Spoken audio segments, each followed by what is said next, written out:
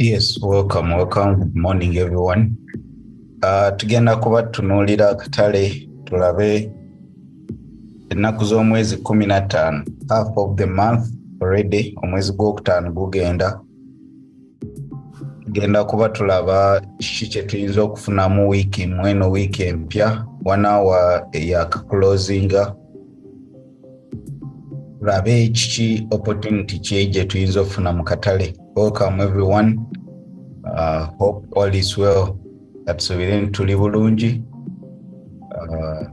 Abafunye ebizibu katusabe Mukama abateeremu obwangu n'ebyo byonna bye muyiseemu. Yeah, for me the weekend was not bad at all. Subire waliwo n'abalala abadde nganze. Yeah, previous week I had a good week.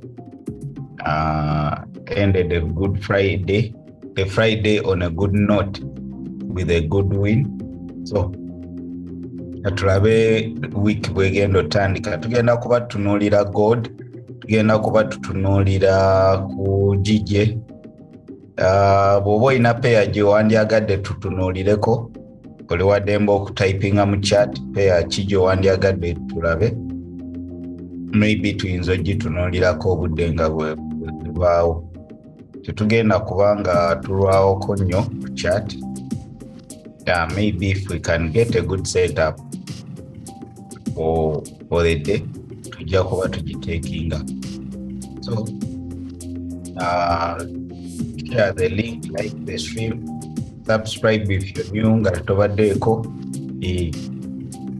Try to engage with the stream kubanga waliwo anoonya stream bweti nga ayagala kubaako kyeyigiriza. So if you're lucky nga gw'ogirabye, maybe yamba munnoowo, yamba omulala naye asobola okudiscoveringa. This is the only live session in Uganda gye tukoleramu live chat analysis. Byakumala kulaba ate ndi yakoze bweti ate kati kankole ka video. Waneeno tulaba chat nga bwetambula. We'll give our analysis. Netulinda tulabe ekiddako. You might not get the trade right now, but if you mark up with us, chances zibaawo nti yinza okufuna good trade. Good trade doesn't mean a winning trade only. It can be a losing trade. You learn to lose with grace. Oyina okuyiga okuluzinga mu mirembe mu bulungi n'ekitiibwa. But all in all, tugenda kuba tukola analysis. Tulabe wiki bw'eneetandika. Let us start on the daily. Tugenda tandika ne leero tewaliyo nnyo mawulire. Tewaliyo fundamentals okujjako last week twabadde ne CPI ne PPI. And byabuzaabuziza abantu bangi. We had interest rates pound, which we thought zandibadde bullish eri pound kubanga they increased the interest rates. Then twaina CPI ku Lwokusatu, which came out literally mixed up. Yabadde mixed up, but showing at least some improvement. Yeah. So year to year yali a bit lower, and the interest rate yakira by 0.1 year to year. Then month to month yali nako obuzibu. They were expecting high numbers and they were high.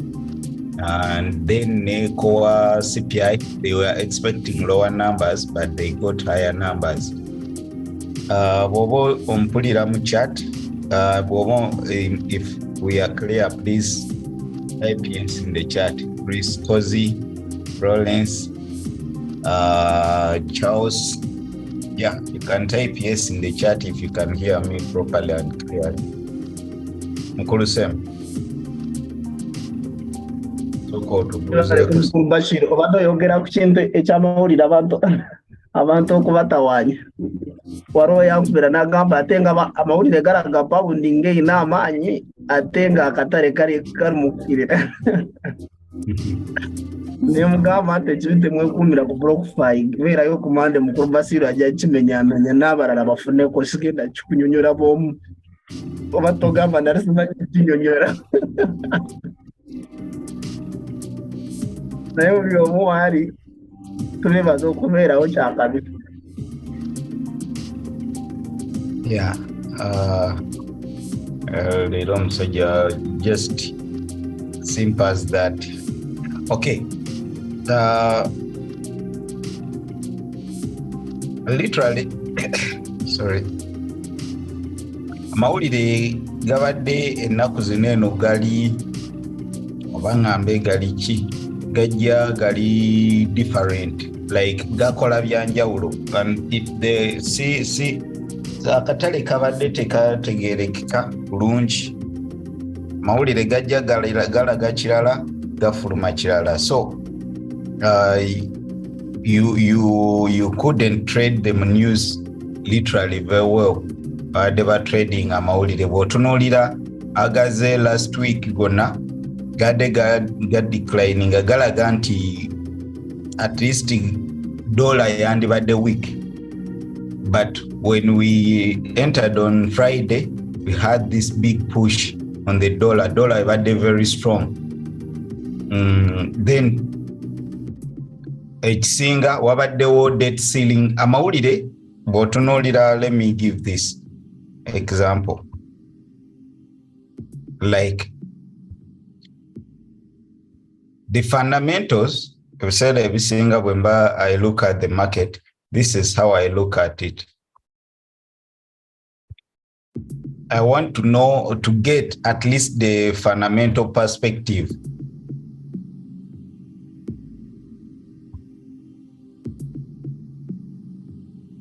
Okay. So I want to get the fundamental perspective of the market.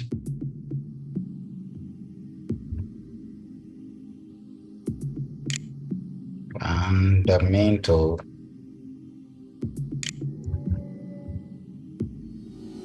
Then fundamental perspective.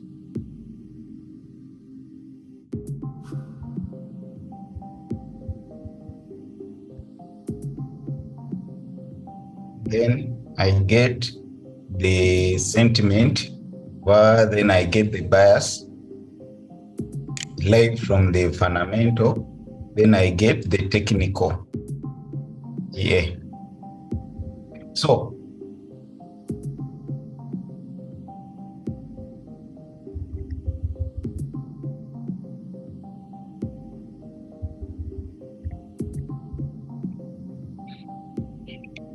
this week about the weight fundamental, for example, ku dollar about the zilaga nti dollar every week, which should line up with the bias, then technical geraga otherwise.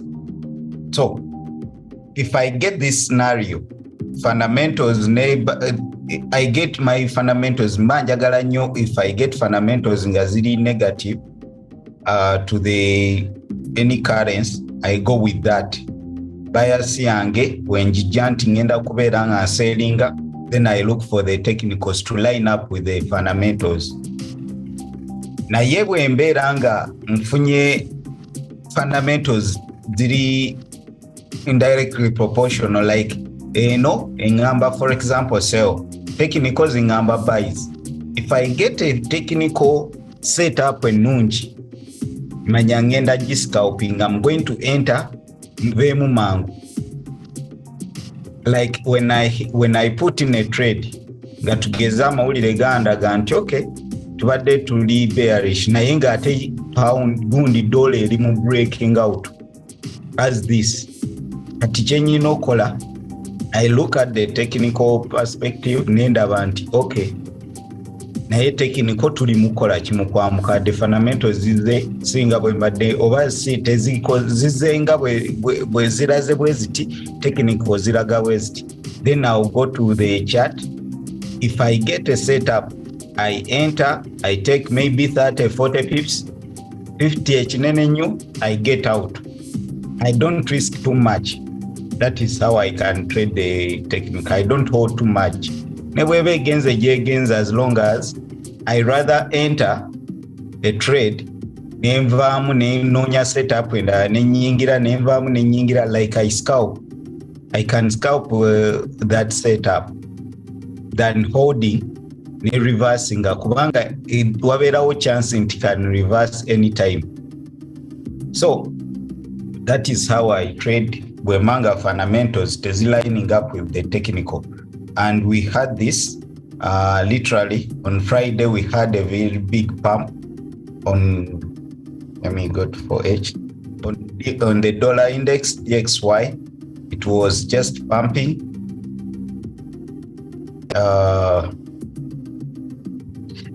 Whereas amawulire gabadde galaga nti dollar eri weak kubanga twalabye gundi dollar ebimu ku byabaddeyo ku fundamentals ezabaddeyo. Waliwo debate mu Congress, mu parliament ya gundi ne government okwongeza debt ceiling, Twitter debt ceiling, like printing more money, debt ceiling. Bagala kuongezaayo literally bwobanga, because I think the debt ceiling of US over 21 trillion sijukira bulungi. Kati kitegeeza baba tebasobola printinga more money. Kati bagala kuongeza debt ceiling. Kineno kiraga supply ya sente ya dola egenda kuba yeeyongera kuba abagenda kuba ba printinga. Ekyo kye kimu. Unemployment numbers zabadde waggulu. Unemployment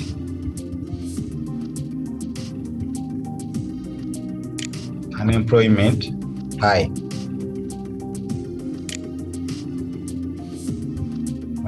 Ekirala wabaddewo low inflation. Of course, low inflation mu short term kibeera kibi eri gundi. Wabaddewo mixed numbers zikkirira, inflation numbers zikkirira on the year to year, ate zeeyongera ku month to month omwezi ogwawedde, but not by a significant number. So nga kiraga nti kubanga waneno, if inflation is high, interest rates zigenda kuba zeeyongera, bagenda kuba bongeza interest rates. Kati ate baba bongeza interest rates, ekyo kikendeeza ki supply.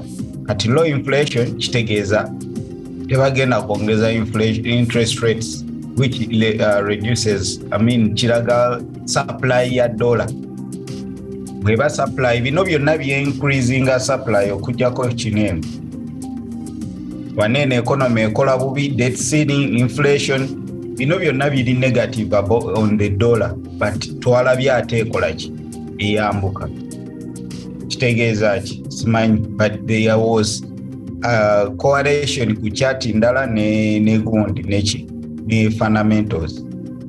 So could we see dollar nge yabadde picking liquidity? Of course we are pushing lower, tuli mukola lower lows, but we had a breakout, then we had a push. So could we be seeing maybe yabadde picking liquidity to these high levels so that we could continue lower, correct all this move? For now we are bullish on the dollar. Nze kyenyinza okulindako kufuna retrace kweyongera waggulu oba taking out.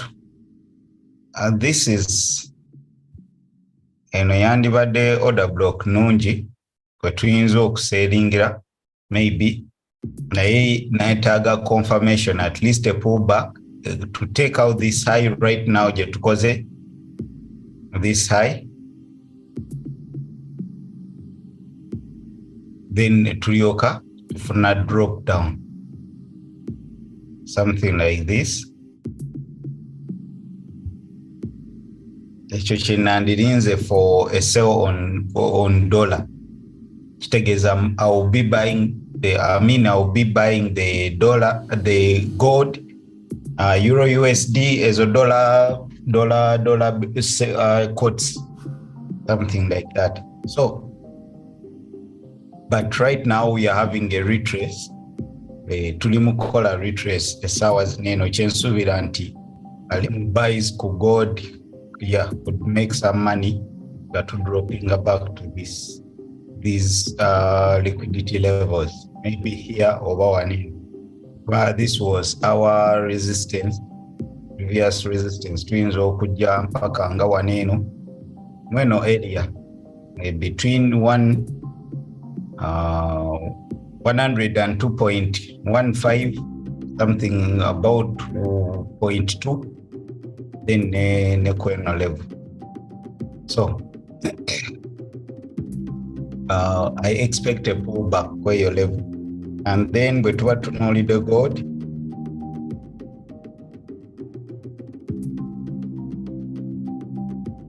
yeah, tukyali mu consolidation. Nga bwe tugambye gold ne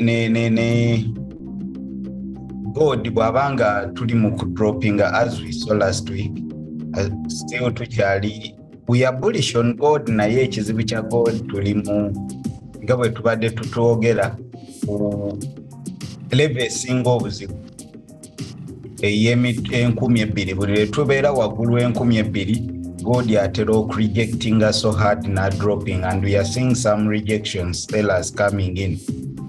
So this could be our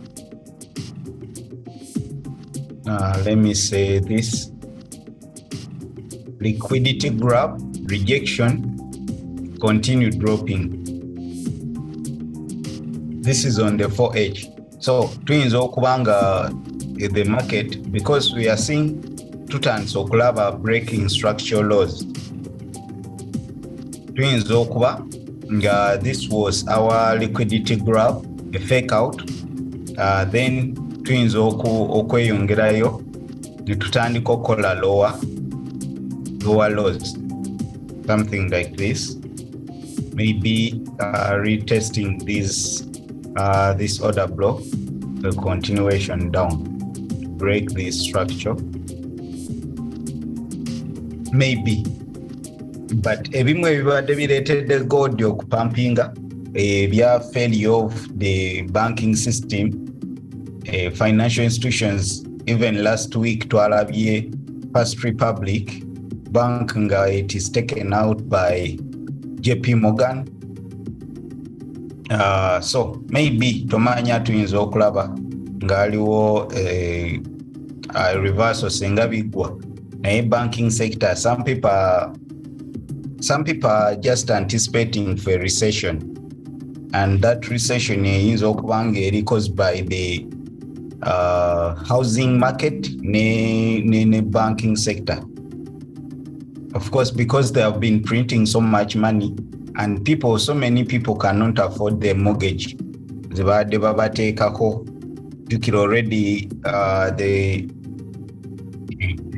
the unemployment numbers zeyongera, emirimu egicreating wotunuulira last NFT, mirimu gyadde mitono egicreating, tomanya wayinza okubawo recession as they are anticipating.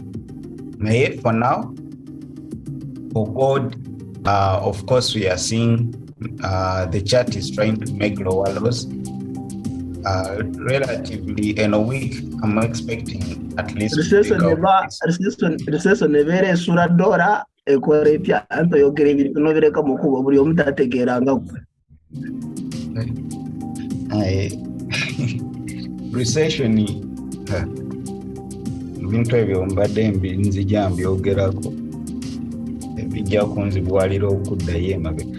Recession just ebeera failure y'economy nga ebintu biri waggulu nnyo, abantu tebalina mirimu, tebasobola ku affordinga mbeera, obwavu bungi. Kale kitwale nti obwavu nga bungi nnyo, ate obwavu bwe bubeera obungi kitegeeza ne business, abantu tebalina mirimu, tebasobola kugula bintu.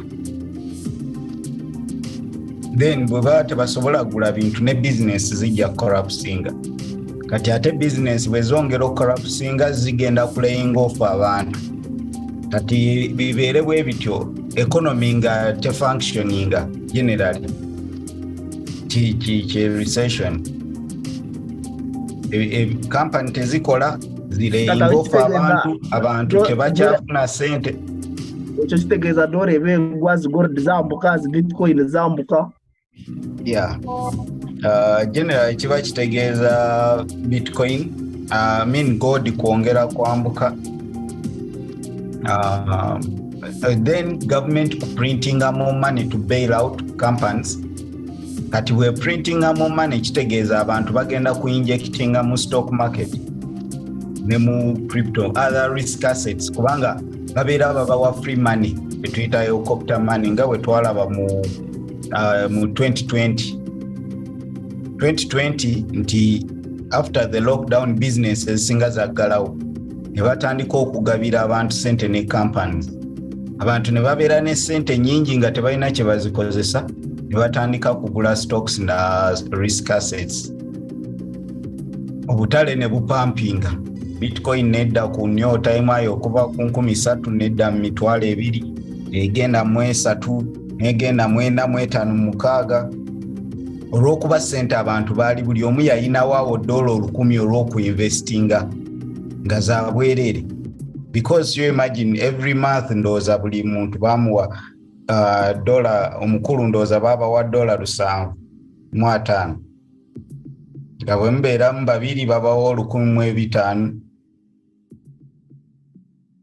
buli mwezi, like that. So that is what I remember bw'oba ojjukira ebya stimulus package. Stimulus. So that is what gundi bwebeera recession, nti economy yeresettinga okudda mu normal. Business ezitalina bya gundi ne zigira ebintu ne bidda mu normal, mu abnormal naye, so that they can be normal. Okay, so we have some liquidity here. As I've said, this could be a liquidity grab to continue lower. Vanga tuli mu price sensitive area eno. Some charts the other week yagenda nekola new time high. New time high twali tuina 2000. I wonder we didn't make a new time high. But some charts for tunolira some brokers, there were new time highs. Like there was a spike in gold for some exchanges. It was a Asian session. It was an Asian session. Some exchanges are calling new time high for gold. But broker them and wonder yote ya spiking. But we had some gapping. There was a gapping. Usawa ungazalinga musanva, I remember, and was ezicho. Then gold ne spiking. Nekola new time highs. Manyo bachava kuchi. So tuyinza eno erabika yali liquidity grab kyengezaako okuleta facilitating short sellers, picking liquidity or picking orders, then continue lower. For now, we have this sell side liquidity, which we could take out to continue maybe into this price sensitive area when a week. So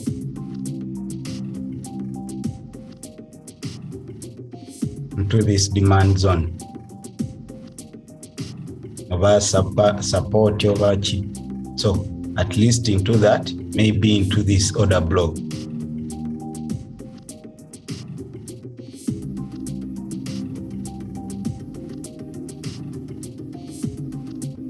So tuyinza okulaba maybe dollar nga yeyongera okubeera strong, and then we see such a thing.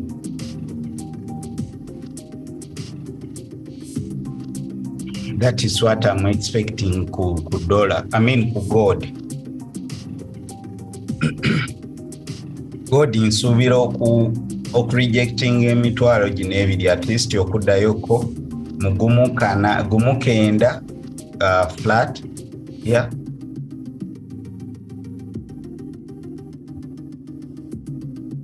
Retesting this order block then maybe, yeah, this was a very, very strong price sensitive area here. But before we broke out, twagezaako ne tu breakinga ne tujja waneeno ne rejectinga, we left a very good big order block here. So tuyinza okujja ne tu retestingako mu next weeks, simanyi ddi naye tuyinza okujjako mu gold to this low, then maybe before correcting. We have a lot of liquidity here, so many liquidity untapped areas, so many unfilled order blocks. So that is good ku higher time frame. But now if you're scalping, you can scalp into this order block. Gagenda ku 1H, yeah, nsuubira okujja at least tutapingeko ku mweno area. Yeah.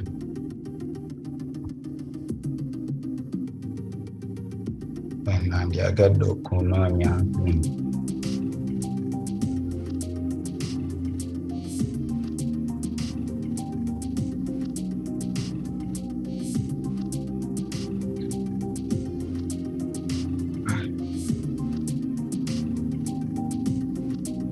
Okay, so, but if I'm to take this buy, yeah, maybe sagala nnyo buying on breakouts.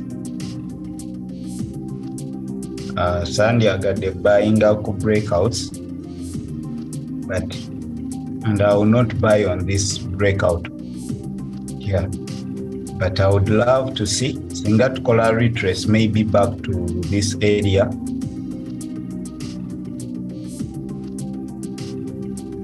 Singa tukola retrace into that demand zone. We have some liquidity here.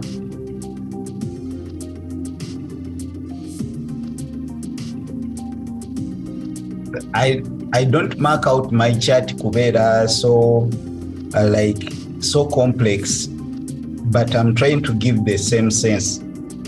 Sagalo ogire olabe zigundi, like literally this is what I'm seeing. Yeah, I'm seeing waneno the one is a change of character, but a breakout here,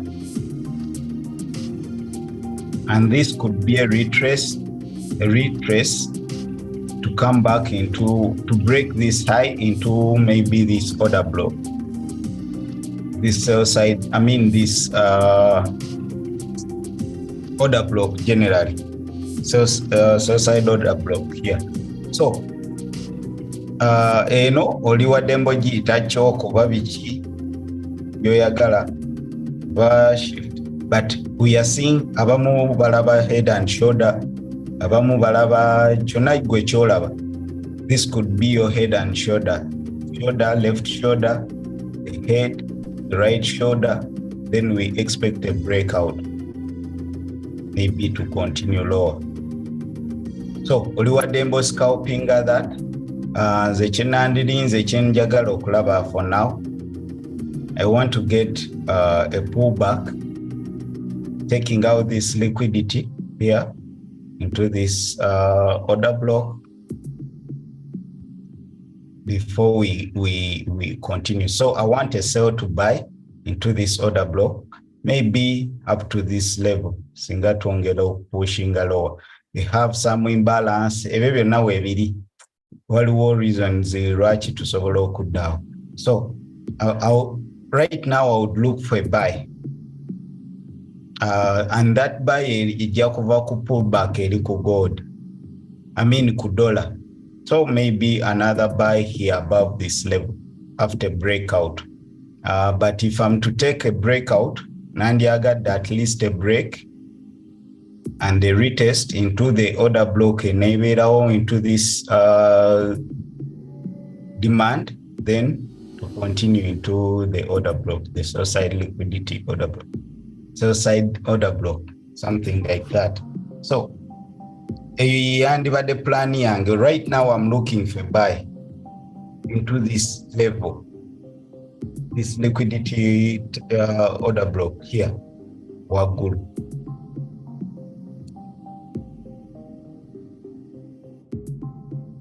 So we are making lower lows, lower lows.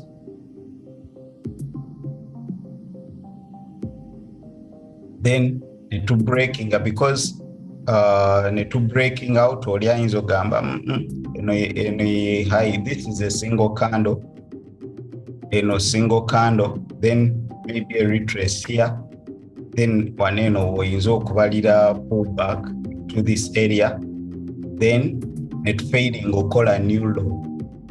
Because after taking out this liquidity, we could expect a new low lower than this, but we failed. And then if we fail to make a new low, a lower low, then we make a higher low. Kitegeza tuli like low kwongera okola higher high after making a higher low.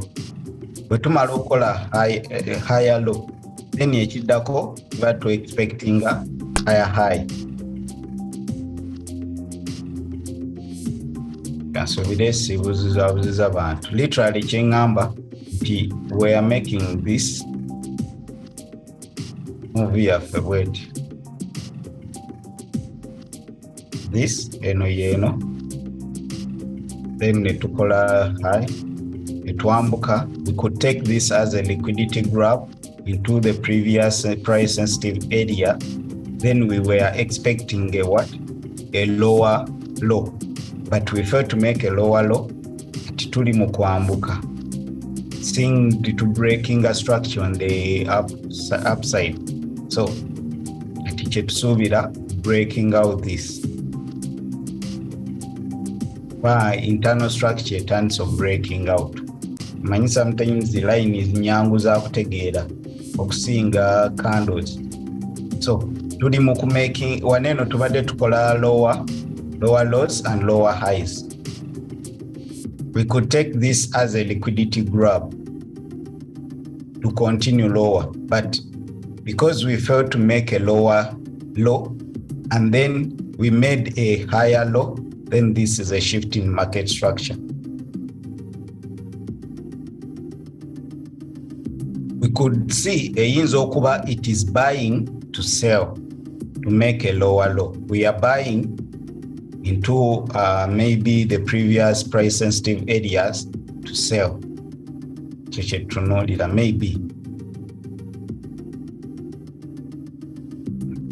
So that is good. Wengena nja kuba ninda ku smaller time frame, maybe ku 15 ku 5 minutes to look for entries naye nga maze marking out my major levels ku higher time frame.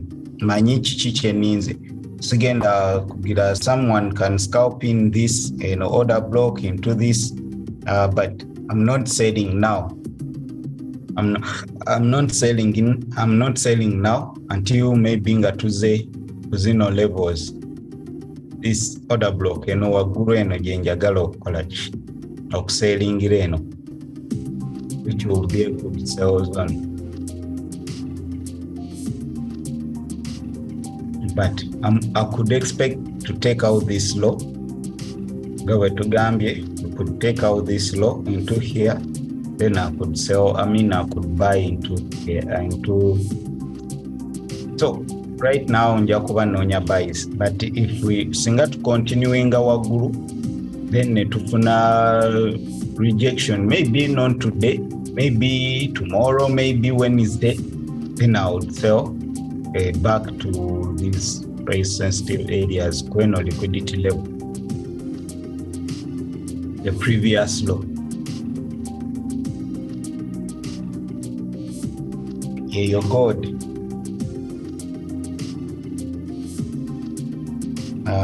Let me look at GJ. Then tulinde. Bobo ina pair gyewandiyagadde okutunuulirako. Feel free typing in chat, like the stream guys, and maybe subscribe to manya oba mpya nga tonna subscribinga. Right now GJ is buying. I think I'm likely to short GJ to sell GJ. Yeah, because ndaba we are pushing up so that we can drop lower tuyinza okuba tujjamu eno level which is corresponding with this 15-minute order block hours neno. So kati nandyagadde we take out this continuation. Generally yen tebadde very strong, but simanyi fundamental akatale tekali as corresponding nga bwe tulaba technicals. Okay, so this is what happened. Namantu nolide GJ was a breakout.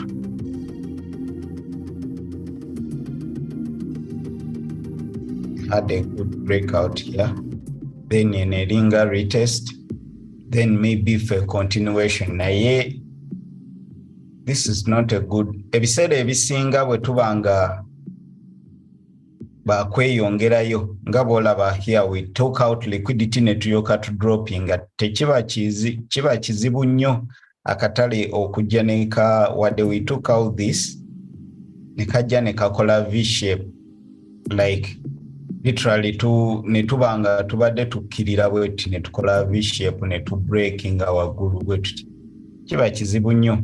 So I believe tukyayinza okudroppingako paka mweno order block here before we have tuwaneno tusobola accumulatinga then netulyoka twambuka to take out this high.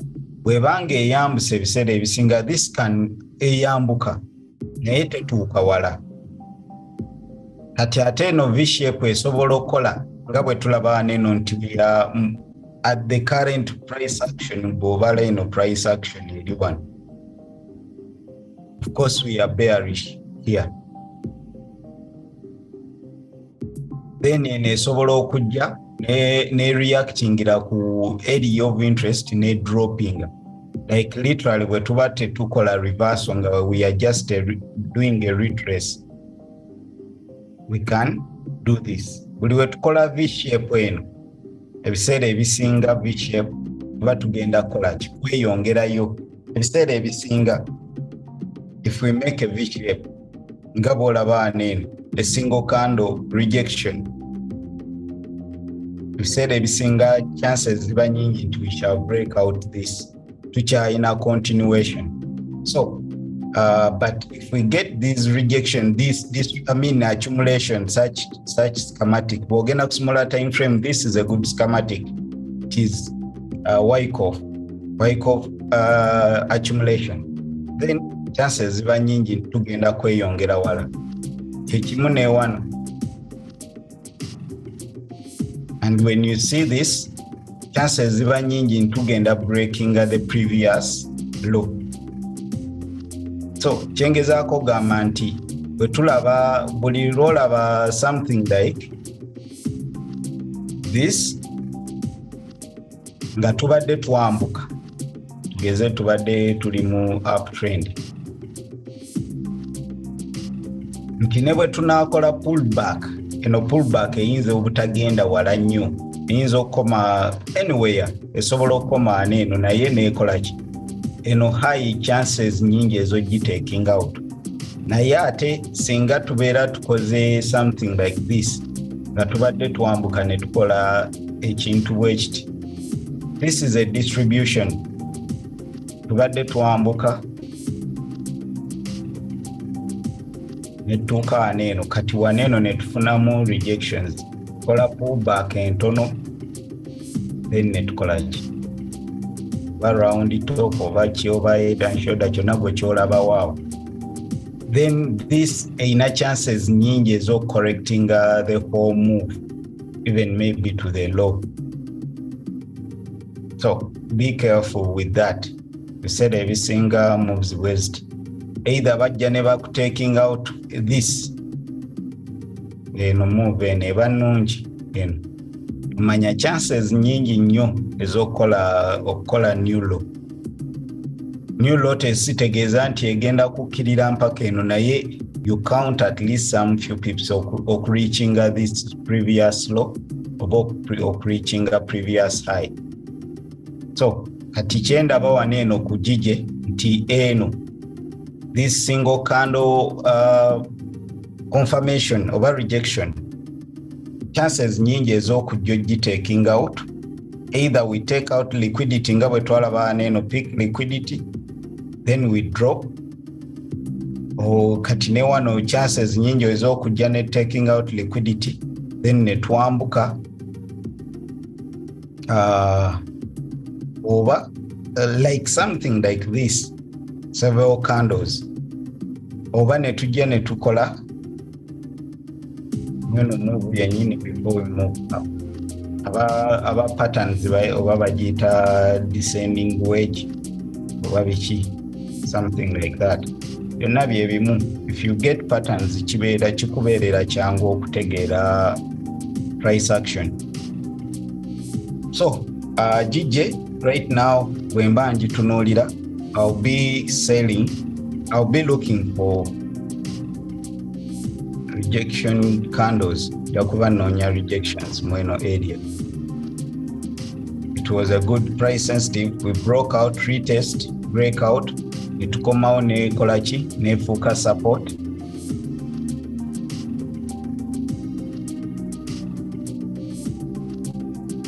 Eno si nungi ya kuselingirawo neera abadde baselingirawo ku eno order block.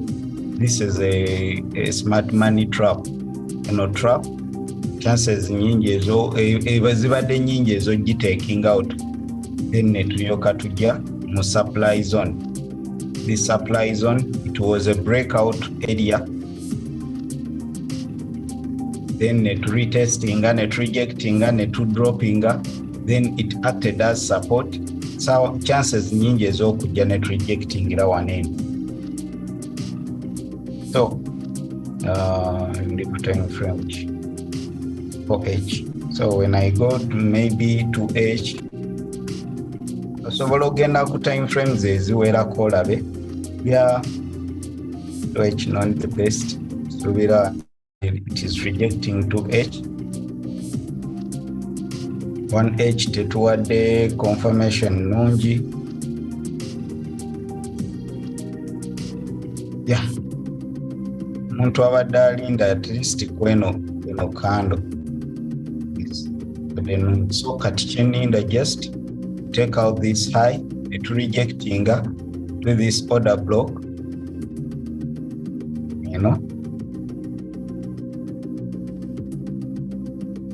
then I'll sell. Then bwe tuba tweyongeddeyo maybe into this.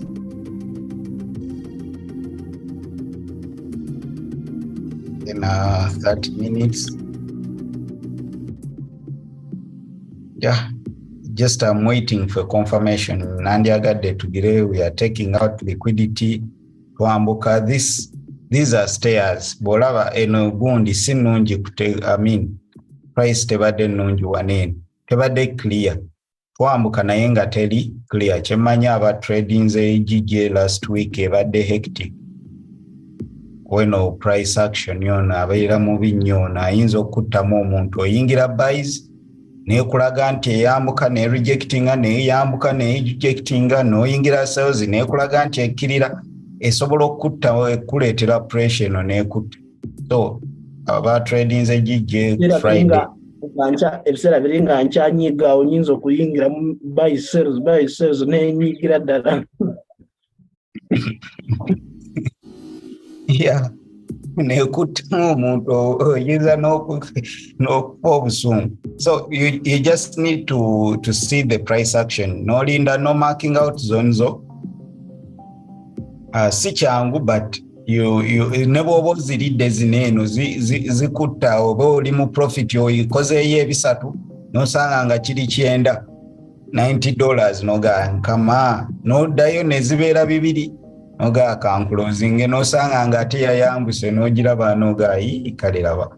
So zino stairs zineeno zimenya nnyo, and ebiseera ebisinga price ejja tuuka mu lift labenga elevate ekkirira olukiira gw'abadde ku stairs olumu nagendako n'emuntu out nga price erimu upstairs ezoyogerako nga tunyumya bulwentunula nengana ambuuza weewuunya ki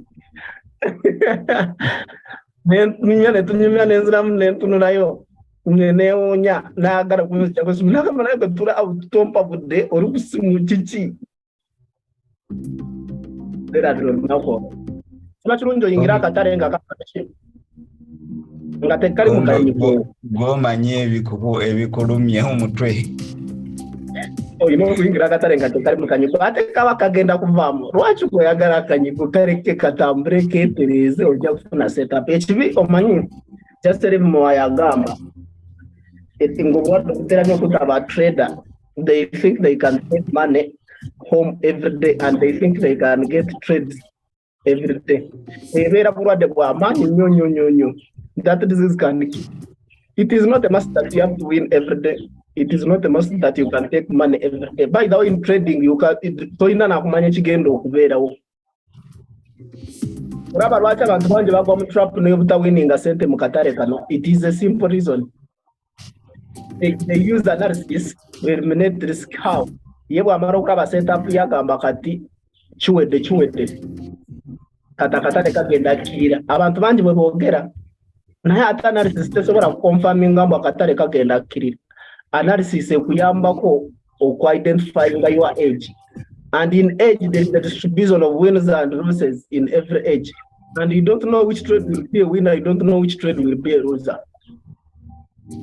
Naye abantu bangi siwe trading nga bwe mba nkyogera wano mukamulabanga it is simple and nawe ogamba bwe kityo bwe kiri. Naye abantu bangi ayingira akatale trade bwetandika okugenda against team n'anyiga n'owulira nga yeesoza banaye naye kiki ekigiganyisa n'atandika okumuvinga stop loss okukola ki because he's expecting that trade to win. Ate bw'ogenda in real trading tumanyi there is a distribution of winners and losses in every age and you can't know which trade will be a winner or which trade will be a loser. Naye ate thinking probability you have to execute every age signals zijja ng'ofollowing amateeka ago then nolinde kinavaamu after series of trades. Instead of crying for one trade nze ntera nnyo okugamba I'm taking the next 20 trades. Simanyi ekigenda kubeera mu mujana eyo, simanyi oba ezinasooka 3 zigenda kubeera win, simanyi and there is no way you can find it out. Naye nkimanyi if I follow my rules then I identify my age very well, I will come out as a winner after 20 trades. Naye lwakubaka abiseera ebisinga tukozesa signal, tukozesa technical analysis netuziba amaaso ne tulowooza risk is not exist. That's why 90% by the way fail. They don't fail because they don't know the information. They fail because they don't know how to use the information. And successful traders, they don't win because they receive different information. They win because they use information differently. Waliwo yagamba nze stop loss sigikozesa olwagira oluvannyuma naga wiiki eyo bankubye sente zange zonna mbuuza stop loss kitegeeza ki? Abamu balowooza stop loss genda ku chart n'oteekawo order nga like you put lines here. Stop loss kitegeeza bakube sente z'otayagala kuluzi, I mean z'oli likely z'oli free okuluzinga. Lwaki bakuba biliyoni 2, lwaki bakuba akakadde, lwaki bakuba emitwalo 5 ng'owulira toli free nazo ezijja okwogezaako omwezi mulamba ng'oyogera nga yebakubye obusente bwo. Ye stop loss oba ozikatinze otya, oba okatinze manually, oba okatinze na automated, it is a stop loss. Naye oba owulira oli nze stop loss sigikozesa, kati ombuuza bw'oteekamu trade kitegeeza eyo ogiwaddeyo trade account yo yonna obulamu bwa sente zo zonna ozibetinze kweyo trade yemu. Kubanga if you don't put a stop loss, for example, I'm just analyzing according to previous prices history. then nengamba nti ngenda selling ano maybe nekola byenjagala. Just zino line tezitegeeza nti olw'okuba nzikubyewo kati practical ziyitamu, tekitegeeza ekyo. Naye I can sell here for example, which if I get a confirmation I'm going to sell, then target angeli one. But if I don't put a stop loss, literally mbaga agambye account yange yonna ngipetinze kweno trade yeyina okukola oba teyagala oba eyagala, it must be a win. Kiringa bwogamba I'm all in. At least ne bwoba togitadde mu physical like mu system, beera ne mind nti okay, eno trade kanjiteekeko sente, that is trading not betting. Nti manya sente mmeka eno trade bweba eganye in any way, oba egenze waneeno oba egenze luddawa oba luddawa, you have that mindset nti bweba eganye bweziwera dola bweziti oba $20,000 oba ejja Uganda oba $10,000, singa bankuba ku account yange yakakadde ne bankubako $10,000 nga closing eno trade, that is what we call a stop loss, to stop your losses. That is risk management. Yeta ebeera mu bwongo era oli bwakubuuza kati stop loss ngiteekewa ku mutwe gwo ku sente yo kuliko sente meka zogenda losing. So omusajja omu nteranya okubeera ne batrader benjogera naye nengamba oyo ali mu trap ya the boom and bust cycle. Mumanyi yagenda nangamba ntomanyi akatare enaku zino akatare nkafunziza buli kyendowooza akatare kyekakora. Can you imagine someone making such a kind of a statement? Olowooza oyo muntu akatare bwekaddamu ne kaleeta setup nga yogedde engeri eyo, is he going to use a stop loss for sure? Oba no bw'anaakikolesa, is he willing to lose that money? Okolesa stop loss abalala bagiteekako nga bamanyi tegenda nakukola. It's not going to work against them. Wagiteekako lwakuba bamugamba use a stop loss. Bwetana kakatara okusemba energy moving akitegeeza tori willing ku losing ezo sente zo. Obeera ng'omusiro linga agamba sente zimuli mu kulya ntono mundye nze muzimarewo sina kyakukola ka sente zeyo. Baba itaddeyo nga linga agategenda kola. Right yantuza yagamba mbu obeera ng'omusajja ali mu kusima ekinya ng'ensulo ziri mu kujja kiri mu fuuti 10, amazzi gali mu kujjula naye n'osigala ng'osima ate nga tomanyi kuwuga. Akyasima mu amazzi gambuka kyokka ate asigala asoma. Bwe abantu abamuvinga stop loss toyina idea lwaki akatale kali mu kwambuka. You don't know even why the market is moving. Eyo kandi emujora bebeeramu nga almost 10 billion eyo 1 hour kandi ebeeramu nga billion 10 za dola. Gwe bwora bange yambuka toyinamu na dola 5 naye olumu kumuvinga stop loss mbwegenda kirira ayo market maker. Tuyita bulalu alaluka byatasobola kwasaganya. Guys, just for me I don't care oba okozeseza stop loss oba togitaddeemu mu gundiyo, but you should have that mindset nti if this trade goes against me, because there are two ways, either you win or lose a trade, either you're right or wrong, either the market zino lines tezirina makulu ekyo kyoba oteeka mu bwongo tezirina makulu.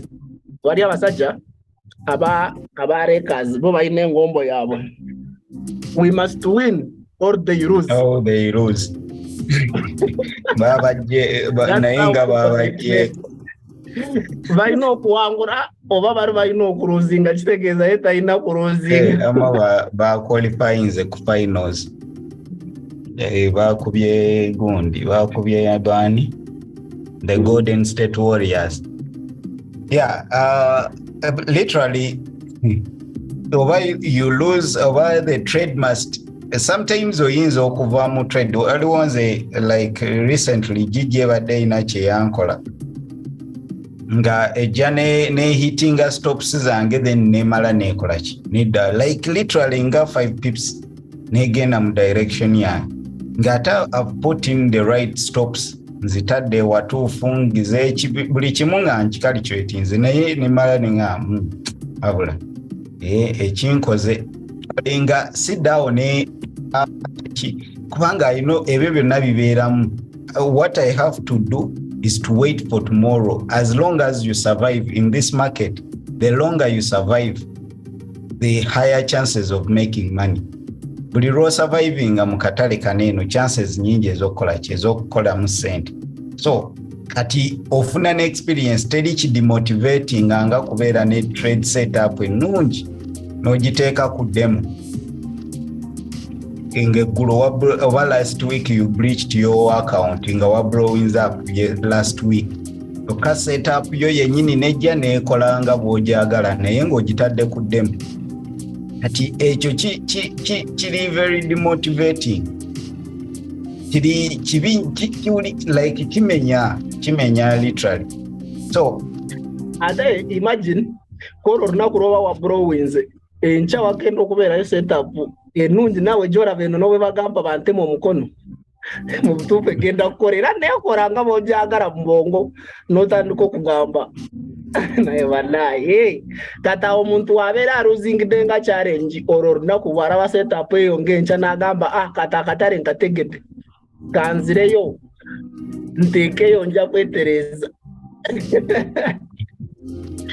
Olina okusooka ne weeterereza eno nga tonagenda ku ebyo ebintu. Ate n'ekirala trading it is simple naye it is one of the difficult things ekisobola okukuleetera stress obulamu bwonna obusigadde ku nsi. Lwakuba abantu bangi tebaagala kukola ekituufu. They want to do things but they respect their feelings. Ate mu trading there is no way you can respect your feelings. Naye mu mirimu emirala katugambe ng'obusawo dokita ajja n'akugamba engeri gyenkulaba kirabika guno omusujja n'akutesitinga n'agamba malaria n'anoonya n'agamba oba muwe kikwinini fansida n'akuwa kwinini n'ogenda n'omira n'owona nga akoleseza feelings ze to achieve his goals. Naye ate in trading it is different way. Olina okukola sets of rules no respecting a sets of rules instead of your feelings or how you want things to be. Osobola kubeera mu trading nga mubutuufu feeling oyagala ewangule, that's our feelings. Ng'omusawo bwe yagambye ono nja kumuwa kwinini awone. Naye ate in actual sense obeera mu trading eyo toyinaako idea, there is no way you can control it. Ekisobola okukutaasa those are sets of rules zoyina ate nozifollowinga religiously. That's how you can survive in this business. And that's not even how God created us. We want to feel good when we achieve what we want. But tugamba akatale kajja kirira wano kagende mu order block eri ne kagendayo, there is the way you feel happy. Ne muntu mubo owulira ogamba naye banaye one day I will hack this market.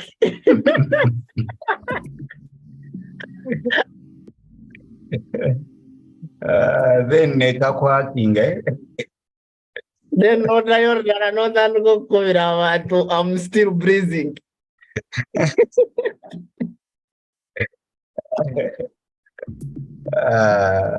Guys, okay, money, Gbpjpy interest rates were increased. Yes, interest rates were increased. Chetwava tulabanga GJ, at least we had some pullback on GJ.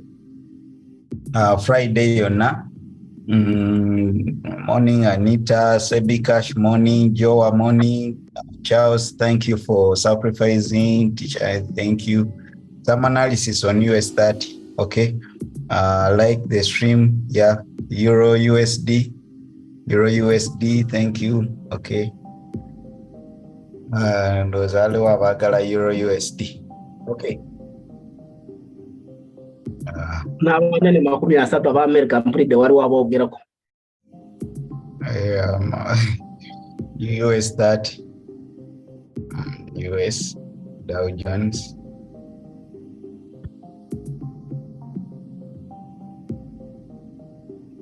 Rwanda.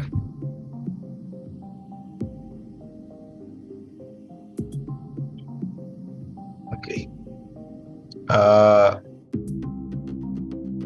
The major perspective over US 30 engeri nze gyemutudamu ne gyemutradingamu is using supports and resistances.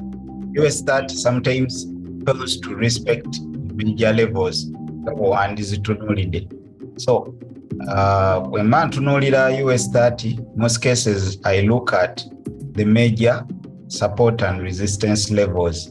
Zengezako okutunulira, and we are in a consolidation right now, but we expect a deeper pullback. US30 again maybe economy ya US nga bwetambula. These are tech companies. Twalaba previous weeks waliyo earning reports, like company nga zogera ku biki bye zikoze mu quarter 1, like emyezi esatu egyasooka egya 2023, era ne tulaba esinga zaali positive, they had made some profits. Tulaba nga zikola kinga zambuka. Then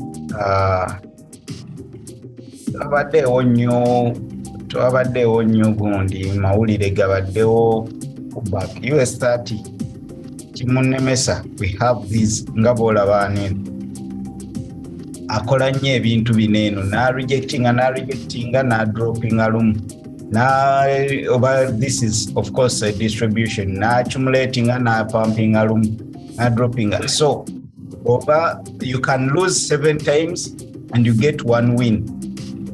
Obanga okola overtrade yoyinza okukigwako. Yemu ku esinga obuzibu wadde very rewarding but very very difficult to trade. So for me, I'm not trading it right now, but when I'm analyzing it, I go to the smaller time frame, ngaku 1H over 15 minutes. Then I look for supports and resistances. Major structural levels. For example, right now tuli mu kusemberera this, because this was a major level okuviira ddala wano eno. Sigitunulira ku long term because a rejecting mango. So now I'm expecting a breakout here over a drop lower. So another structure level, we're breaking up below. If we reject, they are up.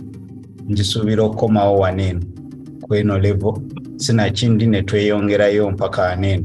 So if we break above here, then automatically there are higher chances to power name. This is how I analyze US30. Kati chenzirako mbani nzira ku smaller time frame, nonya breakouts na rejections zino areas. Rejection confirmation candles, I don't trade a bill. By the way, I follow it, but I don't trade it. Soka gunje zimu zina spreads zine kuyo. Then mbanjagala breakout, I get a confirmation for continuation. Reject, then I want a rejection here, continuation down. Then subira rejection over continuation back to this. There are higher chances of kudda wanene. Higher chances. So that is how I look at and analyze US30. Tunulira zones ku zones. Either you can call them supply and demand, simanya support and resistance. Kusinzira kubwe chobo okoze. By the way, you don't need one simanya strategy eri grave. No, you have to be dynamic. Okusinzira akatale n'olaba noga sawa zina akatale ketaaga trading ajoko mu kubeera nga you have engeri gy'oyinza okutunuuliramu akatale kikwanguyira ate nekirala mukulu Bashiru tekiri ku strategy, tekiri ku ki oba ki, ekintu ekituufu okukola olina okutegeera akatale katambula katya, oba okolesa support and resistance, oba okolesa smart money oba moving average, naye mutuufu osobola kutunuulira akatale n'ogamba naye awo tuli mu butuufu sinziira nga bwenkalaba kagenda kkirira n'oba tokubye trend line n'oba tokubye eki nga you can still understand the market oba lwakuba for me I trade one there nze nsobola kutunulira ya DJ yange n'engamba omanyi omuntu bw'olwanya okutera n'engombo yange nti bw'olwawo nnyo ku kitundu osobola kumanya lwe n'atonya gyeva ogamba ebyebire engeri gye byeziyinza awo tuyinza okufuna mu kibuyaga eyinza kugira mu kibuyaga oba it's the advantage of even trading one pair you run the movements of that market akatale pair yo nga bwetambula nze nyinza okugamba leero gije nga bwenjira beyinza okudropinga pips 10 ate nekikola ne droppinga not because mbadde nkimanyi ntegenda kuzidropinga lwakuba nakyo okukirowooza nekibeerawo nayo trading era byetubadde twogerako naye sometimes akatale bw'okalwawo nnyo kikuwanguyira n'otegeera movements zaako nze simanyi na system gy'okugamba oba smart man oba ki naye mba manyi nange wekatuuka okajja kukyuka sikolesa ICT naye mba manyi wekatuuka okagenda kunkolera kino ate nenkikola mu sente. It is all about understanding the market. Tokolesa kulamu waka ngubangamba order broker manya kina ukolesa mu kubongo understanding price ekisinga obukulu nomanya you can mark out ngabo ogizenze nkugambye. That is how I analyze according to kubanga bo most cases ejja kulemerera okuwa kyobadde oyagala. For me like bobo trading smart money oba gundi, most cases I find it difficult okufuna entries. The man back testing US 30 like olabira ddala setup enungi n'ogamba eri like okukola negana ate ne nga really yandibadde ekola naye negana. So the easiest way for me general eyinza enyamba marking out zones, supply and demand enyanguyira. So it is understanding the kutunulira manyi trading ali visual kutunulira bulijjo okoma okubeera ku charts otandika okulaba different patterns. Semkyagamba ekya okulwa ku kitundu otandika okulaba different patterns n'ogamba eno buli lwekola bweti tekolanga kinene. Of course mweziri order blocks mweziri biki byonna bibaawo but literally nalabanga high probable trades zijja mu supply and demand than using structural level. I mean structural patterns. I mean liquidity, such things nti okunonya liquidity levels of order blocks. Sometimes ejja kwesanga they don't move together. Ejja kwesanga rejecting what ina rejecting a pumping breaking structures zenjawulo, something like that. So and the better way is to use smaller time frames. 15 you can go to 5 minutes because it is very very very aggressive. So and botuka kugondi and when you reach for example a certain level, wait for a break and a retest.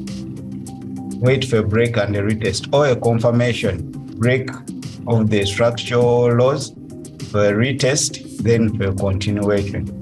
By the way, smart money is a break and retest strategy.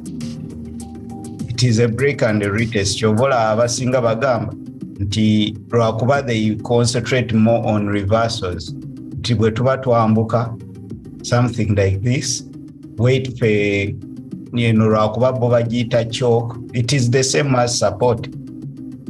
Support kitegeeza two different, I mean a level where candles are failing either dropping a lower. But if we break this support, so many of us wait for a retest, either kweno level or retesting support, which is a support flipped into resistance. Abamu kye bayita breaker block, oba kudda kweno level to make a head and shoulder. Abamu gye bayita quasimodo, oba okudda mu order block oku retesting this high order block badde waneno last buying candle. Abamu kye bayita double tops. Kati byebimu tewaliiwo nnyo just kukyusa terminology. Mukuru Bashir, nze ndowooza strategy ningi ate etafeedinga omuntu kasitoyika kye tuyita price action obeera king. Yeah, kumanya prices, candle formation mainly. Kasita omanya kubanga byonna candles speak, nze ngamba abantu candles zoogera zikubuulira. Waliwo movie omuntu agenda mu cinema n'araba movie ebyazanyibwa ebyaliwo ate waliwo abeera ku Old Trafford ng'araba omupiira oba ku Emirates nga Joe Brighton ezanya ne Arsenal ng'agulaba live. Wa price action naye kuba okolesa zino strategy endala obeeranga araba movie mu cinema. Kozi Arsenal yasambye gulu buli gutya Arsenal enjove ekyatambula oba bali bagezaako kwambuka ennyanja n'eryato ly'ebbumba.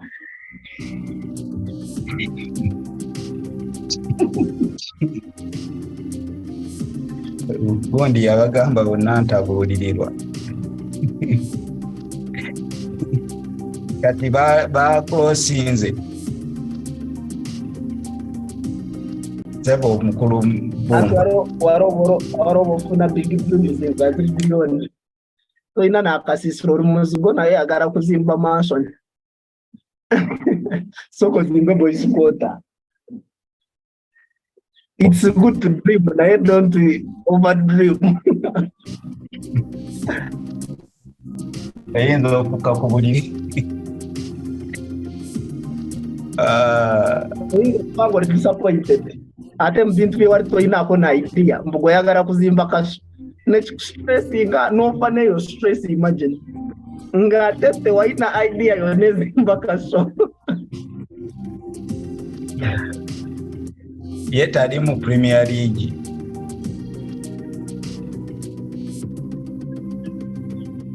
Buli muntu ali mu Premier League alina ebigendererwa bye waliwo abacelebrating abo basigadde muri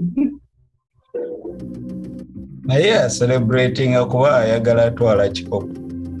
Kati kyekyali ekigendererwa ki wange kanve ku lukundo katunuulire ku Euro US. Tosobola genda kuyiga empologoma n'akambe. Bwe mba nze Samson olaba yagiyuza luba ate kati ogambe n'akambe singa bamuwa akambe yali alwana nayo yandigifumise bufumisi kati ayinza okuba Samson. Antu ba Samson tebabeera bangi. Samson yali Leicester ne Arsenal naye yali egamba naffe tuba Samson nga bw'oyogera. Not ready yet, guys. GJ, it is just approaching the level. Gold naye akyali mu zone tanaba kutapingamu. So katulabe ku Euro USD tulabe oba ayinza okubaayo setup. I've not yet looked at Euro USD. So this is GJ trying to push higher into this zone. So kirungi kuba tulesewo liquidity, and I believe we are likely to take out this liquidity. Tutandise okulaba some bit of exhaustion mu buyers. We are seeing break of structure. So kyetulinze funa confirmation into the zone which funa a bit of distribution. So if we get a distribution schematics funa bulungi confirmation waneno, yeah, I will look for sell. Probability nene singa tu reactingira muneno waneno okupipinga sagala nnyo pipinga ku gundi ku zone. Whenever we pip netulingizayo bulingiza netufuna ka confirmation ebiseera ebisinga egaana. So obulaba sagala nnyo teeka mu limit orders. They tag you nekomawo, sometimes nekujjamu bana obeera mu drawdown, whereas you would have got a better trade. So let me wait for GJ forming properly. Wendeka, yeah, well and good, but I don't panic sell over panic trade. Euro USD.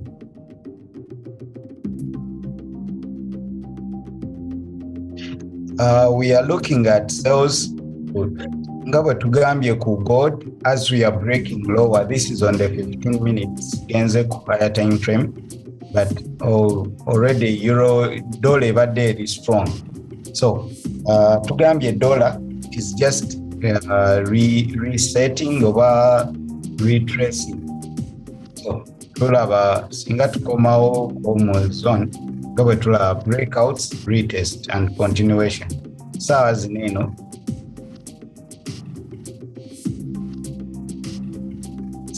nandyagadde waneeno oba round cap oba biki sigitegeera, nandyagadde tukomewo waneeno waggulu. So if I'm to trade this setup paka kweno zone, maybe nandyagadde, I would, if I'm to trade it, let me get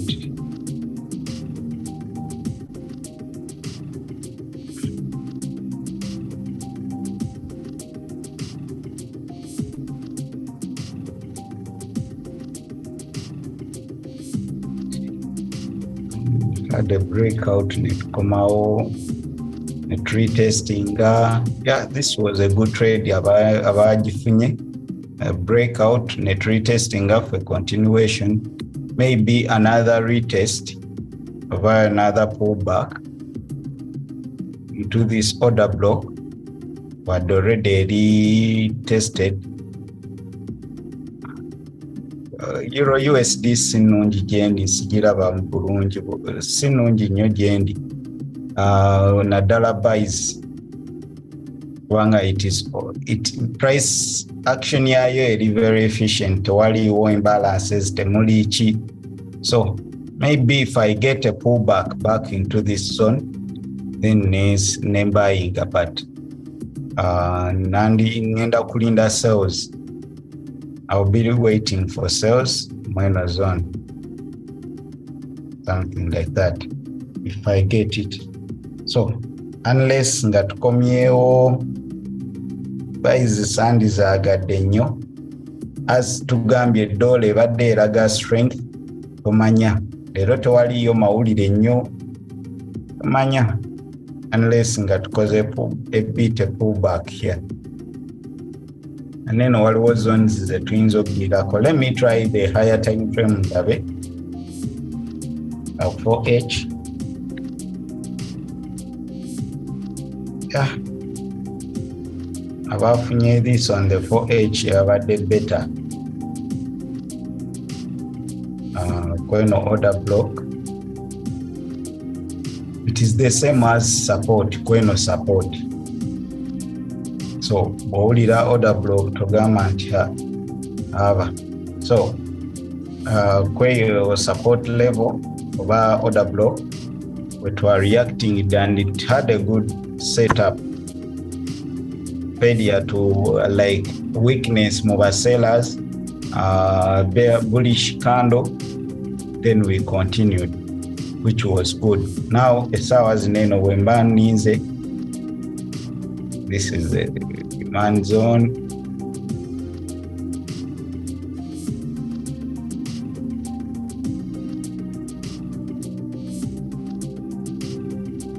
If I'm to take it, banyinza kulindira waneno. Waneno wenyinza okunoonyeza at least a sell opportunity continuation, because we are selling like break, retest, a continuation to make a new low, at least to take out this low. If the dollar strength continues, kati esawa zineno correlation eri nti dollar eri strong. Let me just add in here. Let's see. Let's see.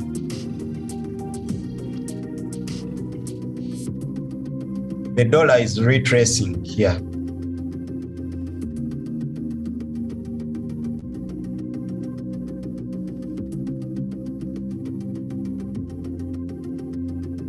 So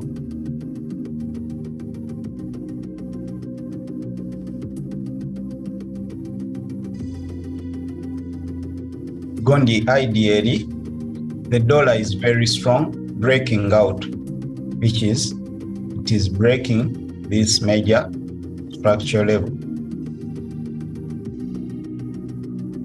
which is nayo a breaking the major structure level and the dollar is retesting naye retesting. So if the dollar continues to be strong, ne rejecting kweno major structure level ya breakings oba ku order block, kitegeeza naye ja kuba eyambuka ku order block.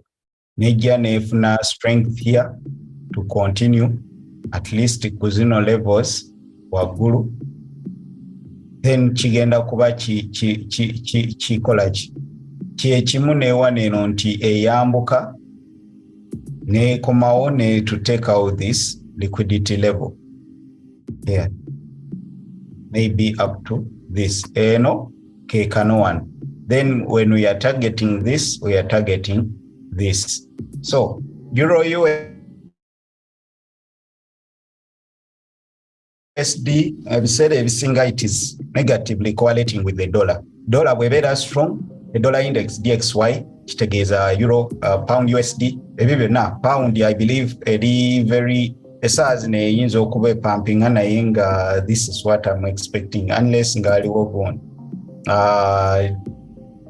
Gundi US Japanese yen, it is directly correlating with like etambulanga bwolaba dollar index DXY, US Japanese yen. So when I go to USD JPY, I'm expecting to see ngetambulanga eno tewaliiwo science mungi. Then yebadde ekyapampinga tegenda kufaanana ddala ngeri bwefaanana no, naye ejja kubanga ekuwa kyekola ki, kubanga eno Japanese yen erina fundamentals ez'enjawulo ezigifuga. So when we see this, kyemba nsuubira if I'm to trade US Japanese yen, banjagala just a pullback kweno level, then for continuation yemu pullback one in, like the same pullback I want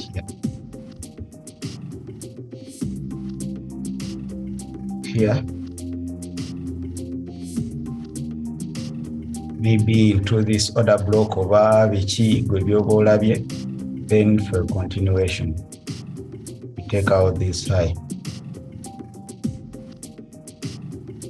So this is what I'm expecting also ku Japanese yen, but ku Euro US dollar ate yo mba nsuubira okubeera negatively. Eno bw'eba eyambuka eno ngisuubira kukkirira, eno bw'eba ekkirira this eno mba ngisuubira kwambuka.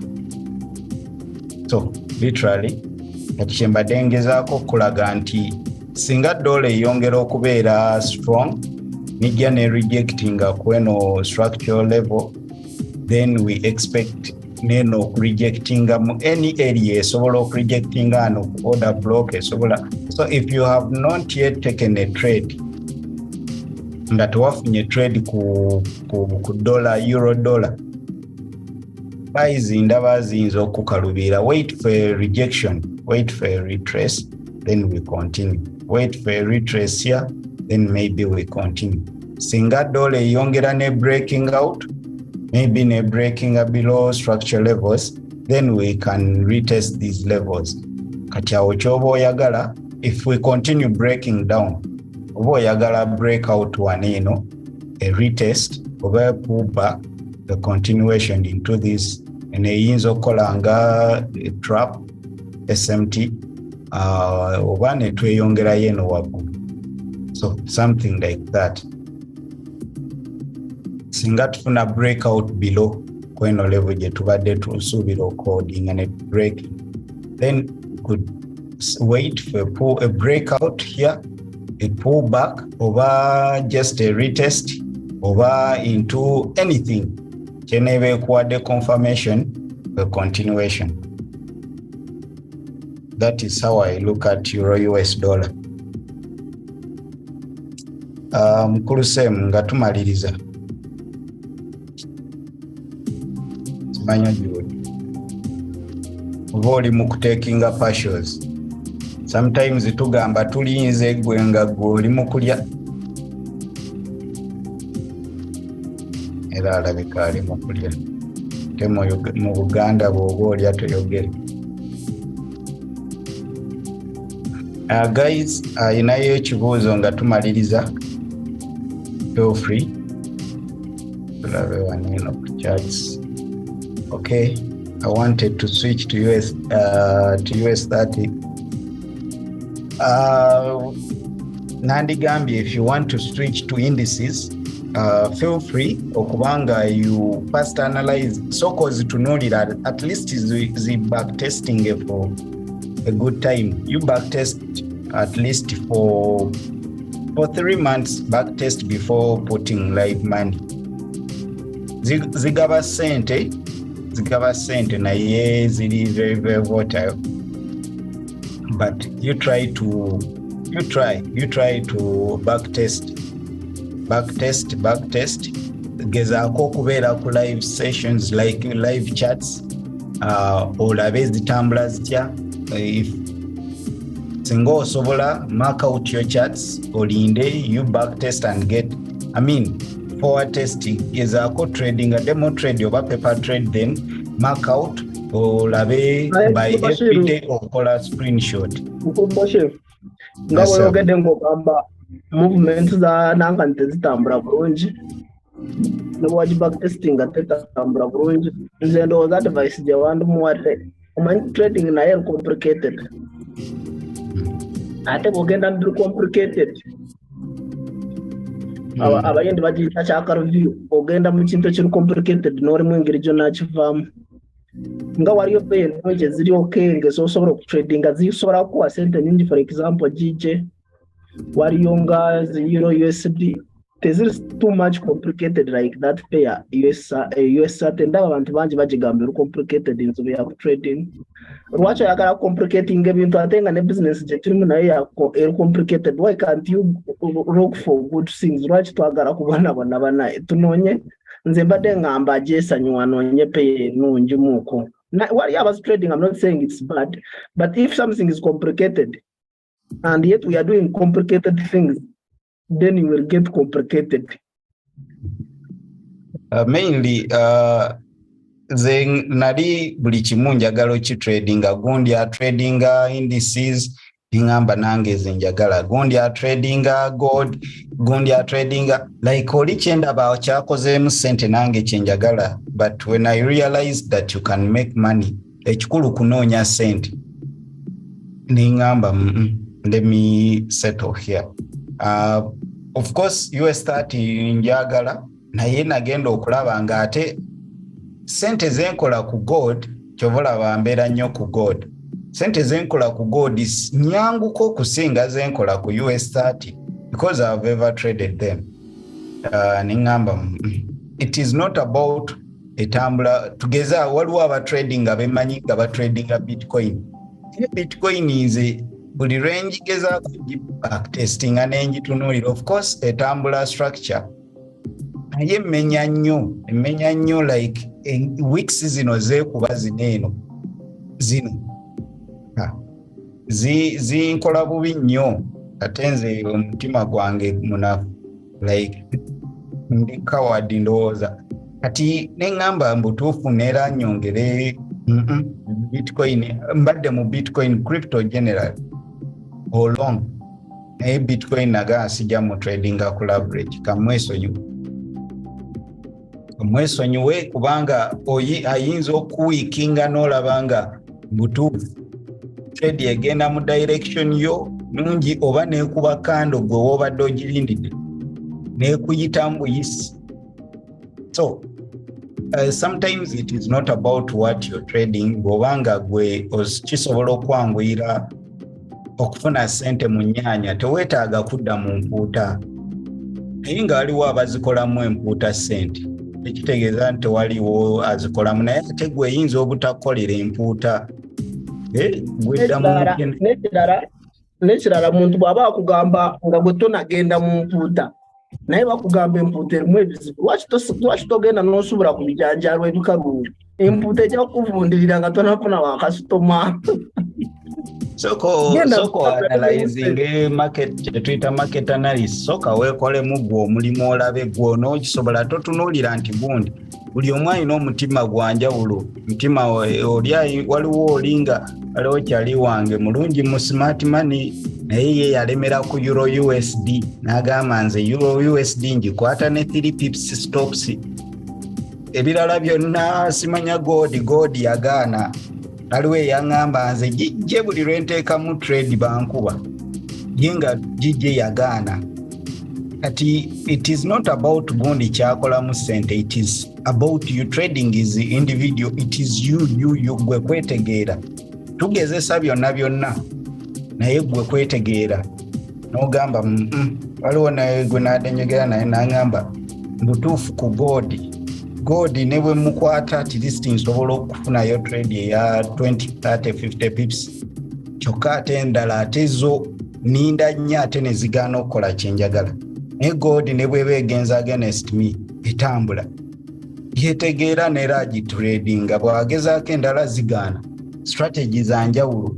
So you can naye you have to understand nze sigamba muntu nti to trading kino togira kitrying ekolabe kitrying ekolabe oba onookisobola oyogedde gold bukali yange nakitradinga ku murundi gumu nalinako $150 ku akawunti yange kati nenteekamu lot size nga amanyi nakola ensobi mu kifo ky'okuteekamu 0.1 nenteekamu 1 lot kati nengenda okusettinga stop loss nengenda oba settinga stop loss nenoonya trading teriimu nenoonya nengamba emutifo evadde ki nengenda okulaba trade teriimu nentakitegeera nengenda okulaba ku akawunti nga waliwo zero kuva korosiddangamuko okutradinga gold nagenda okuteekamu stop loss nga trade tekyalimu nga maze okubrowinga simanyi n'engeri gye bankumu butuufu naye kati nkyebuuza ekyo ekintu era kyobala omusajja omu yali agamba wali omukwano gwange namugamba ajja ayige trading yabuuza n'agenda neyeebuuzako ku musajja omusajja ku muganda we n'amugamba wali omukwano gwange yali atrading ebyo ebintu yagamba money just disappear kati nawena bwe yanyonyera ekyo ekintu nenseka nenzijukira sente ze narozinga ku gold nengamba teyakulimba sometimes they do sometimes ogenda ozuukukanga zidisappearinze nga tomanyi gye ziraze. It is about understanding yourself. Trading yonna kasita weetegeera totunuulira gundi buli omu alina gundi like omutima gugwe nze kyenzikiriza these are all assets nga bwoga obanga bwogenda mu katale waliwo akola sente mu ngato waliwo ow'ennyaanya waliwo owa mukene waliwo ow'enswa waliwo owa success card waliwo ow'engoye bonna bavaayo mu katale either nga bakoze profit oba loss naye gwe kiki kyotegeera mu katale ekirungi kikuwa emirembe ojja kuyingira engoye zikumaleko ennyama ng'osika aba client bw'oba tomanyi tugeze mu owine bw'oba tosobola sika muntu mukono todda mu ngatto nangoye lutuula wali eri ku majaani go olinde twagenda wamu mu katale wali ewandegeera nenda omukazi nga alina amenvu gonna gengedde omudaala naye nebuuza ajja gatunda atya nga gagenda muvundirira nga ndawa mutuufu tekisoboka nga ndawa omudaala gwonna gulina amenvu gengedde naye natuuka nenzirayo luutu endala juzi nendamu nengamba kanzire ku mudaala gw'oyo mukazi ndabe era nenziramu nensanga ng'omudaala gwonna gujjudde gulina amenvu gengedde simanyi nga bwakikola naye ate naye ali business naye sikulimba ekyo business ate singa ne trade oyinza okufa pressure buli kumakya amenvu gengera tolina wa customer kati yandibadde asuubula neera oba gali ageeyengera ge gakyaliwo neera asuubula ne bakasitoma ne bagatwala oba olowooza asuula masuule alina bakasitoma abo abagengedde nga bapaani biki mu bisi ebyo bwe batyo so buli omu alina bwakibala nenziramu nensanga omudaala gwonna nga gengedde nenyemuza nalingenda mubuzo chikorote naye nengamba why mind your own business. Buli omu olina kumanya gwe nti nze amenvu sijja gasobola kubanga sirina pressure weeyo olinda gundi n'agamba sijja twala nga ebiwagu byonna bikwengeddeko oba ennyaanya zonna box n'ogireeta netuula ennaku 2-3-5 oba ew'ennyama buli omu mu katale abeerawo even ne trading kyekimu owa butcher tojja musanga nga ate ku butcher ataddewo n'engoye ataddewo n'eki ayina kya specializingamu ate gy'okoma okubeera ne speciality. Nabadde ndaba ICT ng'agamba nti ne bw'onooba oyagala kugezesa otya ojja kugezesa peya oba 10 oba meka naye if you want to be professional okufuna sente ekinene ennyo ojja downinga down to two payers. Ekinene ennyo bw'onooba ng'okyalimu obusiru neera peya 3 ye bw'atyo bwe yakyogedde. Literally chikendeeza amaanyi g'oteeka mu nze natandika okukola sente mu trading ne trading nendekera okubeera stressed bwe natandika okutradinga PM. I've been doing it for the last 2 years now. I've never traded any other pair. Ndine dembe oyinza okuba otradinga nga tofunamu sente. Abantu zezijukira twagambanga ebyo byabagagga kwa Raja agamba trade one pair.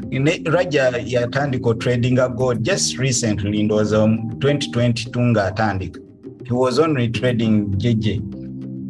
Tugamba abo bagagga bawoza trade one pair kubanga bo bagagga kati fe tunagagga wati naye otandika okuterera mulayi. Business challenge trading omuntu omwe nzogamba togende ku challenge ne PM. I've passed challenges with only one pair. PM yokesobola kuyamba bana etemweteka ku stress nze chance ja pair nyingi cyari bwe kiti nari mfuna setup ku Euro nemfuna setup ku USD card nemfuna setup ku GJ tapi nengamba katonda wange ntekinge wa nengamba kantekinge card nenkuba GJ ne Euro nezikwatayo ate tusobola kuyingira trades mu murundo gumuri sikonaje managing otya ekyo nekindetera stress kati netandika okugamba katonda bwenda munemfuna setup satu nkore ki nenzinga obupapura nenteka ko USD card nenteka ko Euro nenteka ko GJ nembuzinga kenzi jamu gen trading era still nenkuba katorabo yo stress yona kwenda rimpitamu natuka nengamba can keep it my chart trading FM where setup I take it. If it doesn't bring, I will not trade. At every day, sometimes it's very hard to sanga missing the trade. But it's a mfunye setup. Eja setup ebegenda kuja. Olaba kujijere ugenda para sente. Lero tujja kufuna sente za sente nange ezulira judge. It comes setup ebeerawo. Obeera ne high probability y'okufuna setup and to avoid FOMO avoiding ebyo nti missing out such a thing. PM oba if you just 2 pairs chobola for me bwemba katinga bwengambye Euro USD I can look at the Euro USD oba gold oba chi naye bwengamba Euro USD leero sigifiirinze according to the structure olugitunulira bwenti eyo nga njivaako ngamba katika ninde GJ oba gold I wait wegaana nga njivaako mmanyi olunaku luganje tekitegeeza ziri endala zonna tezigenda kola setups zi AUD card zijja kola setups Euro Gbpjpy zijja kola setups ennungi zi New Zealand simanya chef zonna zijja kola setups tekitegeeza nti buli emu ngenda gitradinga olw'okuba ku buffet buliko buli kimu byennyanja mukene bumonde matoki nti olina okujjuza ekigundi Coca-Cola oyogedde ku kintu kya buffet nagenda mu hoteri nentumya nengamba waliyo kyekyokulya waliyo ebyennyanja biki enyama y'embuzi nengamba mumpe ekyennyanja naye nengenda okulaba omusajja nga amstebside ne bamuleetera embuzi ng'emu n'obwenda babusibye bulungi nengamba ze banzibye nembuuza omukazi embuzi naye ebeera yameka nangamba sente zigule ekyennyanja n'enyiika ne mugamba nange nyongere embuzi.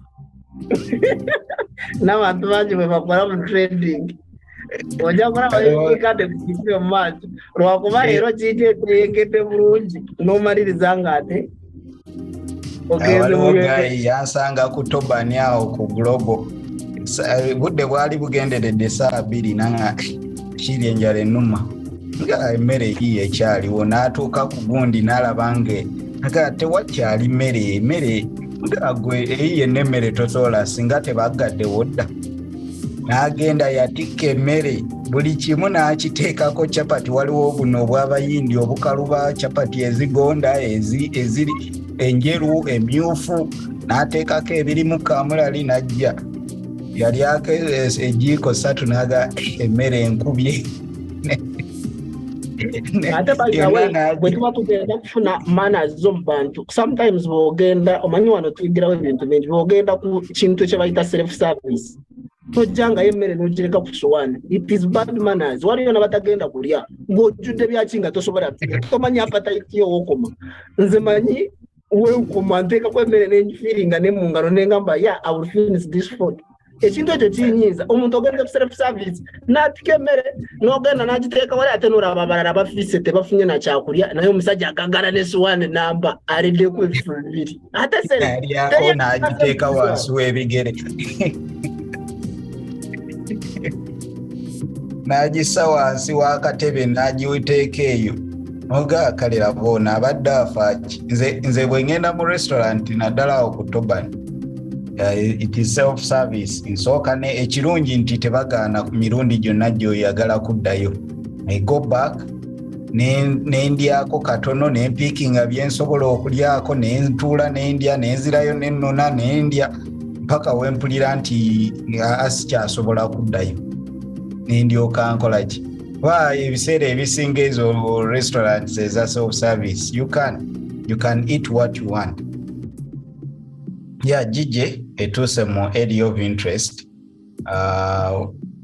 kyetwadde twagala so abayanguye okukola sales abaseerinze amangu baneeno kyetubadde twogerako nti if you had maybe a sell stop oba sell limit then genze mu profit yo kati wano oba osaba ekomewo oclosing at partials. That is what we call patience.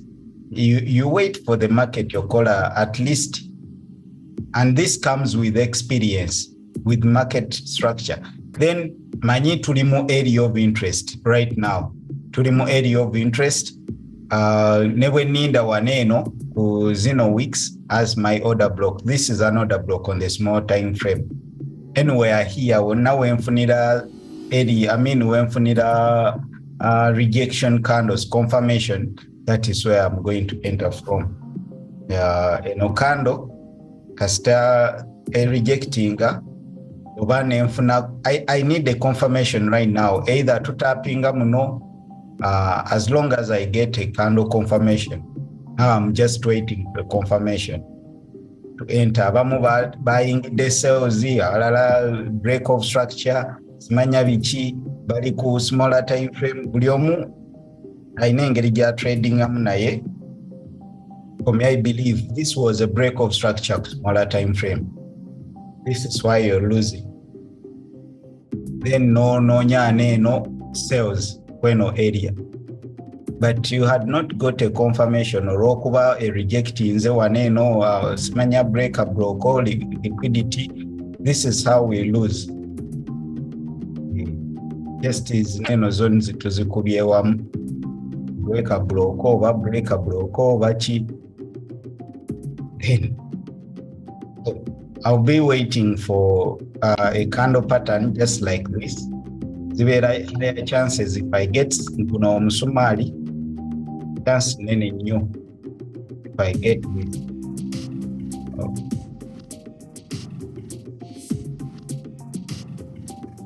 If I get this cool structure, I need a weakness mover buyers. Then I get a confirmation number sellers. eyo ye pattern yange jensinga okwagala this mu area of interest. If I get this weakness mu buyers, but sellers ne bajja after taking out liquidity, then I continue. Kyekimu waneeno kyeninzi. So regardless, kati waneeno I cannot sell if I don't see that. I cannot. So bw'oba alabye waneeno ekyoko zineeno zikyoko zo, I draw this kuba anaadde njiraba. Then most of us abalinda either liquidity then order block waneeno for sales byagikuwadde but not the right area. And for 5 minutes we are start seeing weakness mu buyers after picking out liquidity. I change agala confirmation waneeno. If I get another rejection candle or a bearish candle, chances nyingi lwakuba tuli ku peak of the hour, we are going into the last 15 minutes of the hour. So mu kifo ky'ogenda ku 5 minutes for a confirmation engeri gye tu closing a hour, nandyagadde this 15 minutes empe confirmation nti tu rejecting the weakness mu buyers. Nandyagadde esooke taking out this high. Any candle taking out high netufuna bearish candle, something like this, obanga bwekiti kijja kumbeerera kirungi then to sell back into the area of interest. So my 20 pips sinene nnyo for this. Then bwefuna confirmation at least somewhere here oba waneeno, then I will put my stops ku area of interest ku week. Togenda considering 4H ngebe closings policy. Of course 4H esobola rejectinga ugundi. Higher time frame kasita nfuna zones zengira kuba waneeno tulimu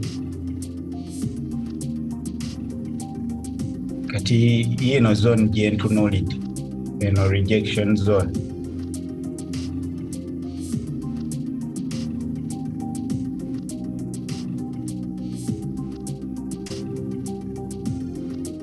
The same thing nga bwe yakola waneeno. Era 4H eno yali very bullish, ijja nemala ne dropping. The same thing kyembanize waneeno, taking out liquidity ejjemu eno area. 15 minutes zino bwe zirejectinga 4H neraga mu weakness. Naye kati yabadde ngamba 15 minutes bwe zinaasigala nga bwe ziringa 4H closing bullish nnyo. No, like the next 4H ekyasobola enesobola closing bwetyo oba no rejecting the next 4H nejja nepika liquidity neryoke dropping. Ekirungi nti we are corresponding, we are still in the same area of interest. Ekyo kibeera okukiririra mu 4H yennyini ng'ate naddamu kweyongera waggulu ng'ate 4H closing policy ebeera risky trade nnyo. Anti kati this is closing. Kati kitegeeza bwe ninda another candle, another egundi kyovola ngambye nti we are at the peak of the hour. 1H closing, 2H closing, 4H closing, every time frame is closing right now. Tekiba kirungi taking a trade. Kitegeeza bwe ngenda ku smaller time frame, of course tujja kufuna rejection. Kweno if we are to drop kweno area of interest, kitegeeza 4H eddako esobola picking a liquidity then to dropping ku smaller time frame mba nfunye confirmation of this 4H eddako. Sobola okujja ne picking a liquidity ne rejecting ne closing, even we can close within this 4H, then next 4H ne to dropping maybe. Naye bwe tutafuna confirmation kitegeeza ejja ku next 15 minutes zijja kubeera bullish and it will break out. And why would I take a trade nga sifunye confirmation? Now I'm just waiting for confirmation. But this confirmation egenda kujja if this 15 ejja ne picking over ne closing a little bit bearish, I mean bullish, weak bullish. If we close within this candle, over bullish, over how, naye we can close within this candle. Nandyagadde closing a bullish, but a weak bullish. something like this.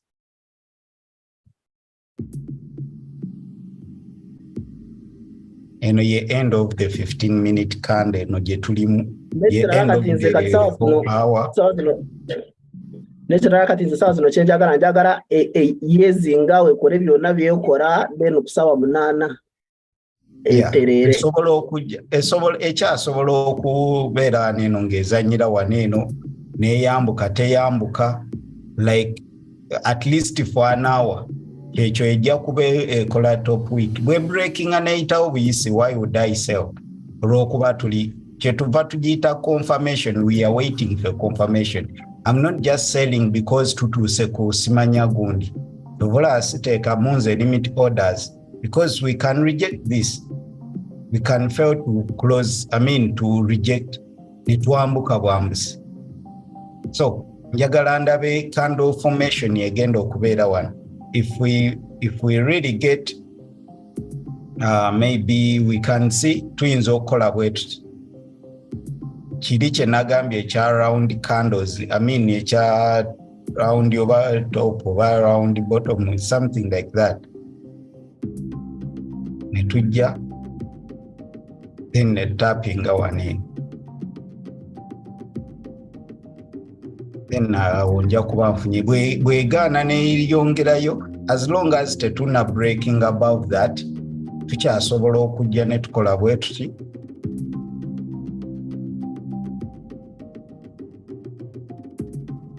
then 1 hour ebe ekoze eki ebe weddeyo of the 4H kitegeeza I'm still waiting for a rejection. I need a 3 candle pattern. Kyekikulu kyenfa kufuna confirmation into we are rejecting here bearish candle. For me eno gundi pattern nkoledde sente. This is a distribution schematic, and then if we break this netukomawo ne retesting oba order block oba biki, as long as we get nze kyenfa mweno area kubanga tuli ku major zone ku higher time frame. We are on the major zone. Oba ogiyita breaker block oba ogiyita support oba ogiyita ki, as long as esaawa zineno tuli ku resistance oba ki kyonna kyogiyita, we are on the major structure level. So kweno structure level wenjagala tuli mbadde ntunuulidde eno breaker block which is ready to GSM ati gyenjagala tulabe if we can reject from this area, this whole area, and I'm just waiting for the rejection pattern. If we don't kitegeeza we are breaking out, then nagambye tuba tusuubira ki. If we break out strongly, then I'll be looking for a buy. Kubanga we are bullish. Naye tuli ku major structure level. What do you expect? You expect a rejection. At least. Naddala ku 4H. If we are 4H order blocks over structure levels, ebiseera ebisingazi ne bweba tegenda kola this all correction. Ebiseera ebisinga ekuwaayo some few pips. Eno structure level yabadde y'amaanyi. This. Let me first remove this. We are winding up.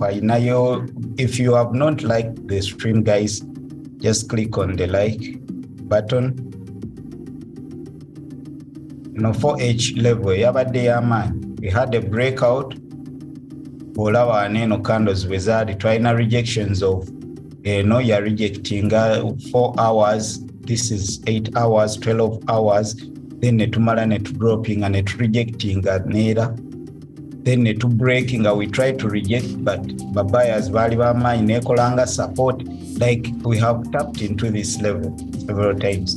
But you could expect some rejection somehow. Kiyinza obutaba kyangu nnyo okugiyitamu buyisi. So that is what I'm looking at. Nti bwebanga etuwadde a bit of a rejection, we could anticipate nga bw'olaba nti bwe twajja yali breakout and a retest. So maybe you could go on the 2H over, I think on the 2H inzo kuba ya wow setup. Yeah. Order block coding and edge breaking you get to rejecting it. The same thing you could get it here.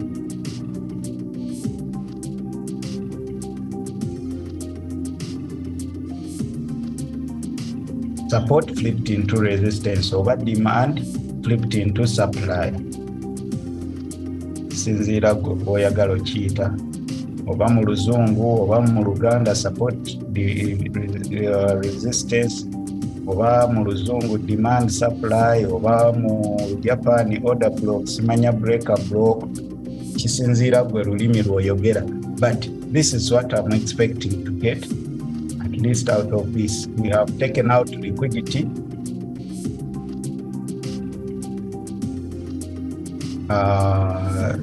And everyday liquidity inducement here, which we have taken out. After taking out liquidity,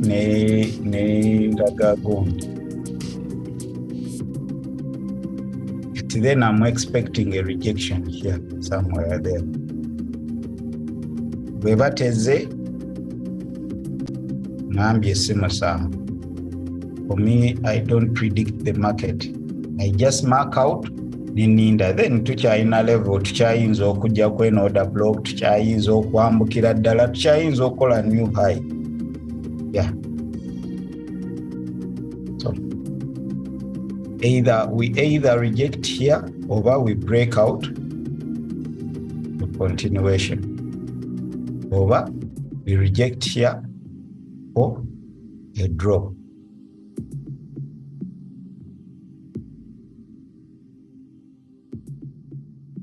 The same thing here.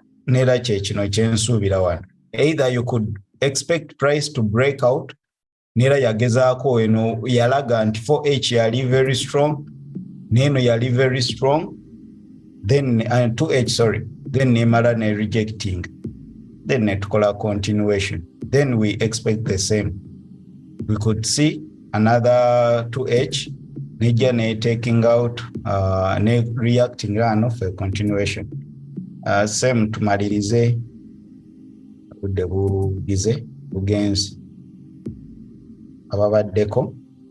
Ndoza ababaddeko buli omuntu tasigadde nga bwali lwakuba today's session I think it was one of the best. Namwe mwekubala kujekumirawo kituwa amaanyi manyi omusajja omu yali mugagga kyalo n'agamba nze senkayirira n'akola embaga nze segabakada yagala gye n'afumba emmere yonna teri yajja we yali bwa famire neyeetondera ekyalo n'agamba banaye munansanywa kindowooza mbadde neeyisa bubi n'okufumba emmere n'okufuna abagirya nago mukisa olina okisiimira Katonda newankubadde emmere y'amaanyi okugigula yeetaaga ssente naye okufuna n'abagirya kirungi.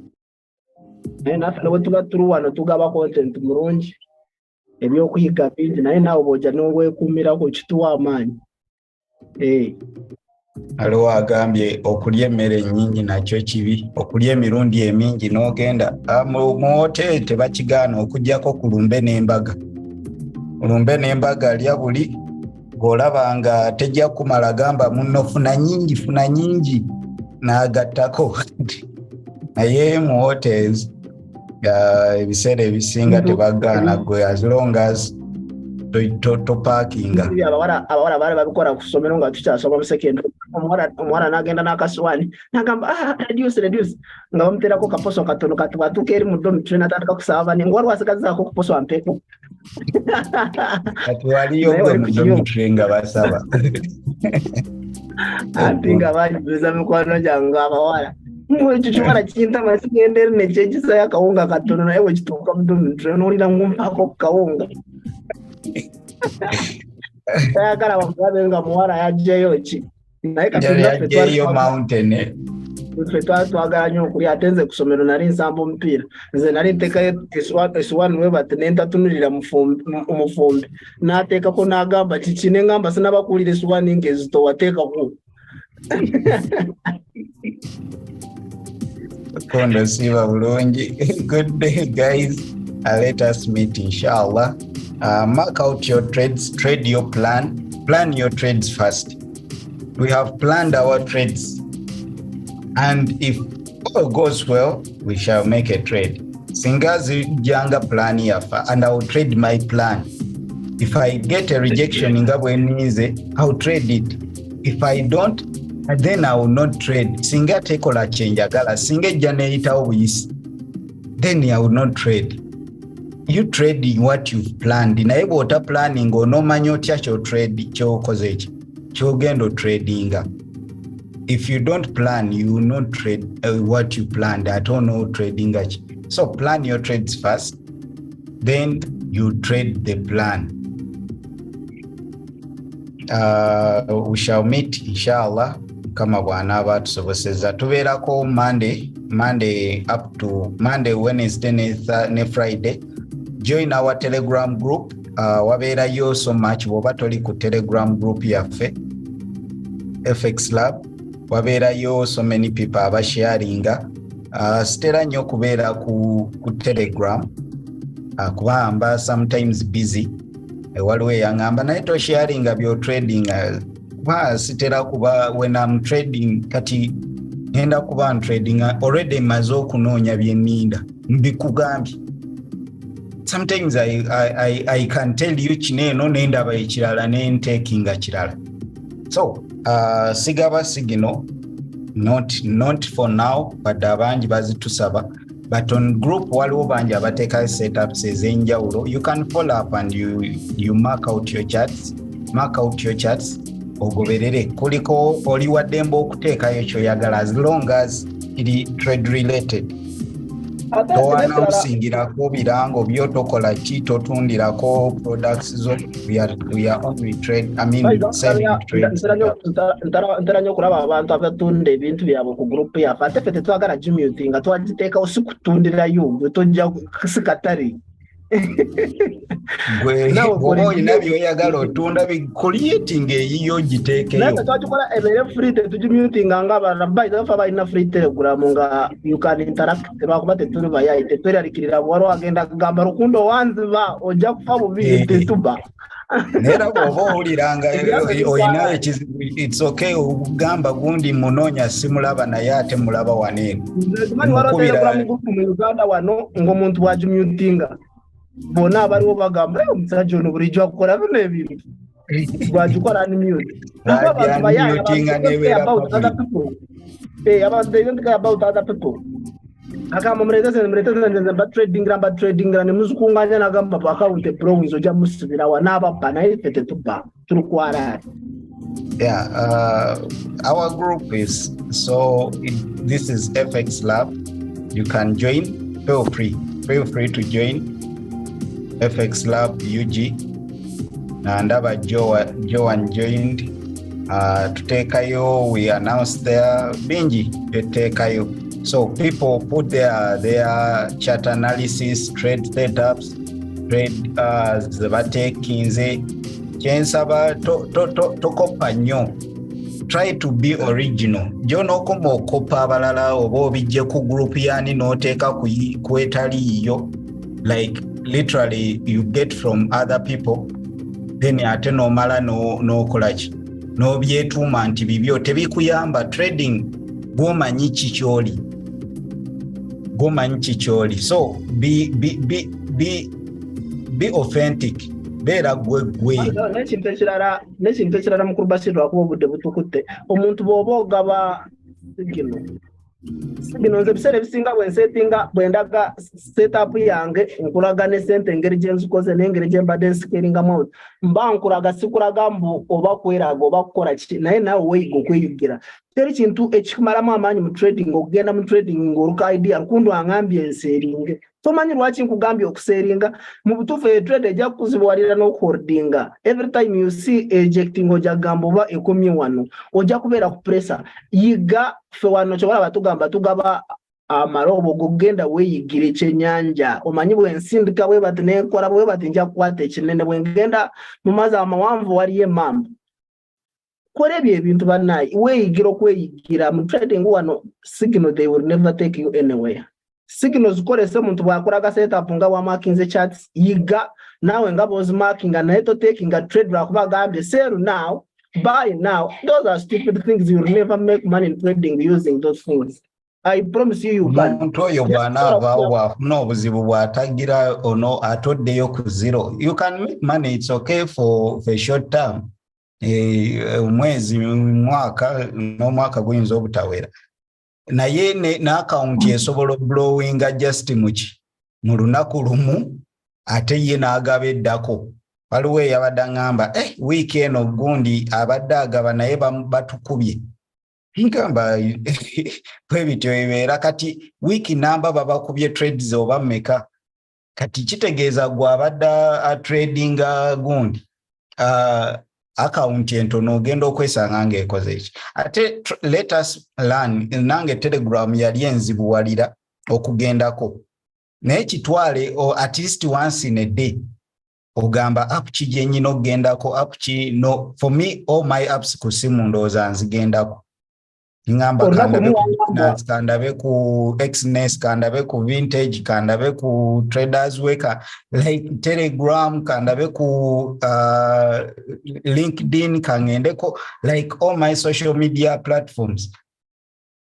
Learn to use Telegram also. Nga tumaze okuyiga n'ongamba nenkugamba mukulu Basiruka tujja kubanga trading wamu setup zoyingira nange zenyingira n'ongamba nedda sebo oyina okuyiga okuyigira ekintu ekyo kyantuma nengamba naye akasajja ako kayina ettima katayagala nfiirwe sente era buli bwe bankubanga nenyingira trade ne bazinkuba gwe n'opostinga n'ongamba olaba nga bwenjukute naye nengamba omusajja ettima lyaki lwaki takiza nentradinga naye nakunyigira nnyo naye nkunyigirira ddala nempulira obusungu naye kati nasanyuka webale nnyo lwakuba kati manyi okweyigira n'oba toliwo sikugamba ng'oba ki n'oba toliwo sigalatya.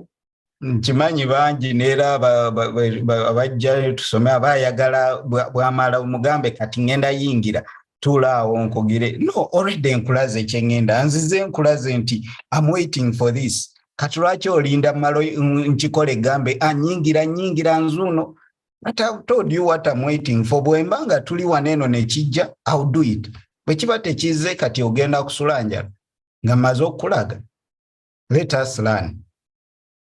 Let us learn what to do. Kyekisinga okuba ekikulu. So we are, of course, nga bwe tugambye tuli mu ssaawa kati 4H etandika. Almost every hour. Just wait for a good confirmation. Wait for a good confirmation. Don't panic and like entering into a trade. Bwe takola setup yange nze ebiseera ebisinga sigikola ki. Sijingira eno ye setup eno gyensinga okwagala eno bweti. Picking liquidity, ne rejecting ne mpa bearish candle. Eyo njagala nnyo eyo. Oba bweti. Eyo ne bwe bankuba mba nzikiriza nti eganye buganye. Okay guys, ndowooza tujja kwekwasaamu if this closes bearish saagala ekirire nnyo then nenfuna pullback mweno area lwakuba kano ka week kabadde katono naye kandabe ku 30 minutes bwekoze closing nga bwe mbadde njagala. And a Chinese or closing a bearish, then Janet taking us single a day because trade comfortable. Again, direction you're closing. But trading a gringa AGO because you are recording a trade over to comfortable. But I have rolled up as a smart gender and take a trade, Nengen and no quiver can never come and set in the stop loss. Ngamanyachi Jachi J. I'm willing to lose it, I'm comfortable with it because it was a much change a cara. Yeah, really, and I've had the same be na ye sijaga dengeri at least in bad danger gales okay yambuke kok fake out. This is not a good fake out. Embanja gala trade buli omwagira benti tugenda buli omwa abukire then you are wete. kati waneeno buli omu abadde alinda abasinga tebayingidde kati awo mba njagala really a good rejection nga boolaba eno rejecting bulungi dropping. So I'll still wait. If I miss it, then I'm still waiting on God. But all in all, leero Monday in China, other 4 days. DJ byeri mukola leero yinza obutampa trade lwakuba kati ekyeri mukola wansi kyenjagadi kyembadde njagala ebeere yambuka kati etandika okurejectinga mu 7 awo 8 zireete emisumata eri mukola opposite jukira ate ne for h yakakulozinga kati sawa zino ebeera ngeri mukola kola wiki ya wansi kola ya waggulu something like this. So kola ya wansi eryoke pumping waggulu singa esoose kola ya waggulu neryoke dropping kyandibadde beta naye kati eri mukola opposite kati ezo trade sizaagala lwakuba nkimanyi ezange zigenda kujja. That's why I wait, I be patient lwakuba nze by the way nze trade emu nyinza okukwata trade emu nendiisa omwaka mulamba nenkwatayo musumaaru gumunga kuko nenguwodinga negunkolera 3,000 ezo sente zimala tetujja va waneeno naye let us say bye bye for now. Let us meet inshallah on Wednesday. Plan your trades and trade your plan. Don't panic. You make money akatale kaaliwo nga tonnalowooza nti onaazaalibwa abantu ne bakakolamu ssente ne bafa ne bazireka ne baddamu ne abato ne bakola. Waliwo abatakannakamanya kyokka nga bakusinga n'emyaka. Oyinza okuba oli wa 3 ng'aliwo mwana mu 5 wajja okutegeerera trading taamukolemu ssente. Tikitegeeza gw'ojja kuba mu myaka 15 oli mu katale ne lw'ojja kukola ssente naawe. So just know that you're not too late. This is not the trade that defines you. Your trades will come ezigenda okukolera ssente. So don't get that FOMO. You're missing nothing. See you guys. Semba sibule tumaliriza. See you guys katurekera lwakuba bwe tutandika okwogera naffe tetumala. Ate omusajja omu yagamba niko yogera nnyo n'oba oli muyimbi mulungi manya w'ogendera. That is a good singer. Did over mu ddiiro.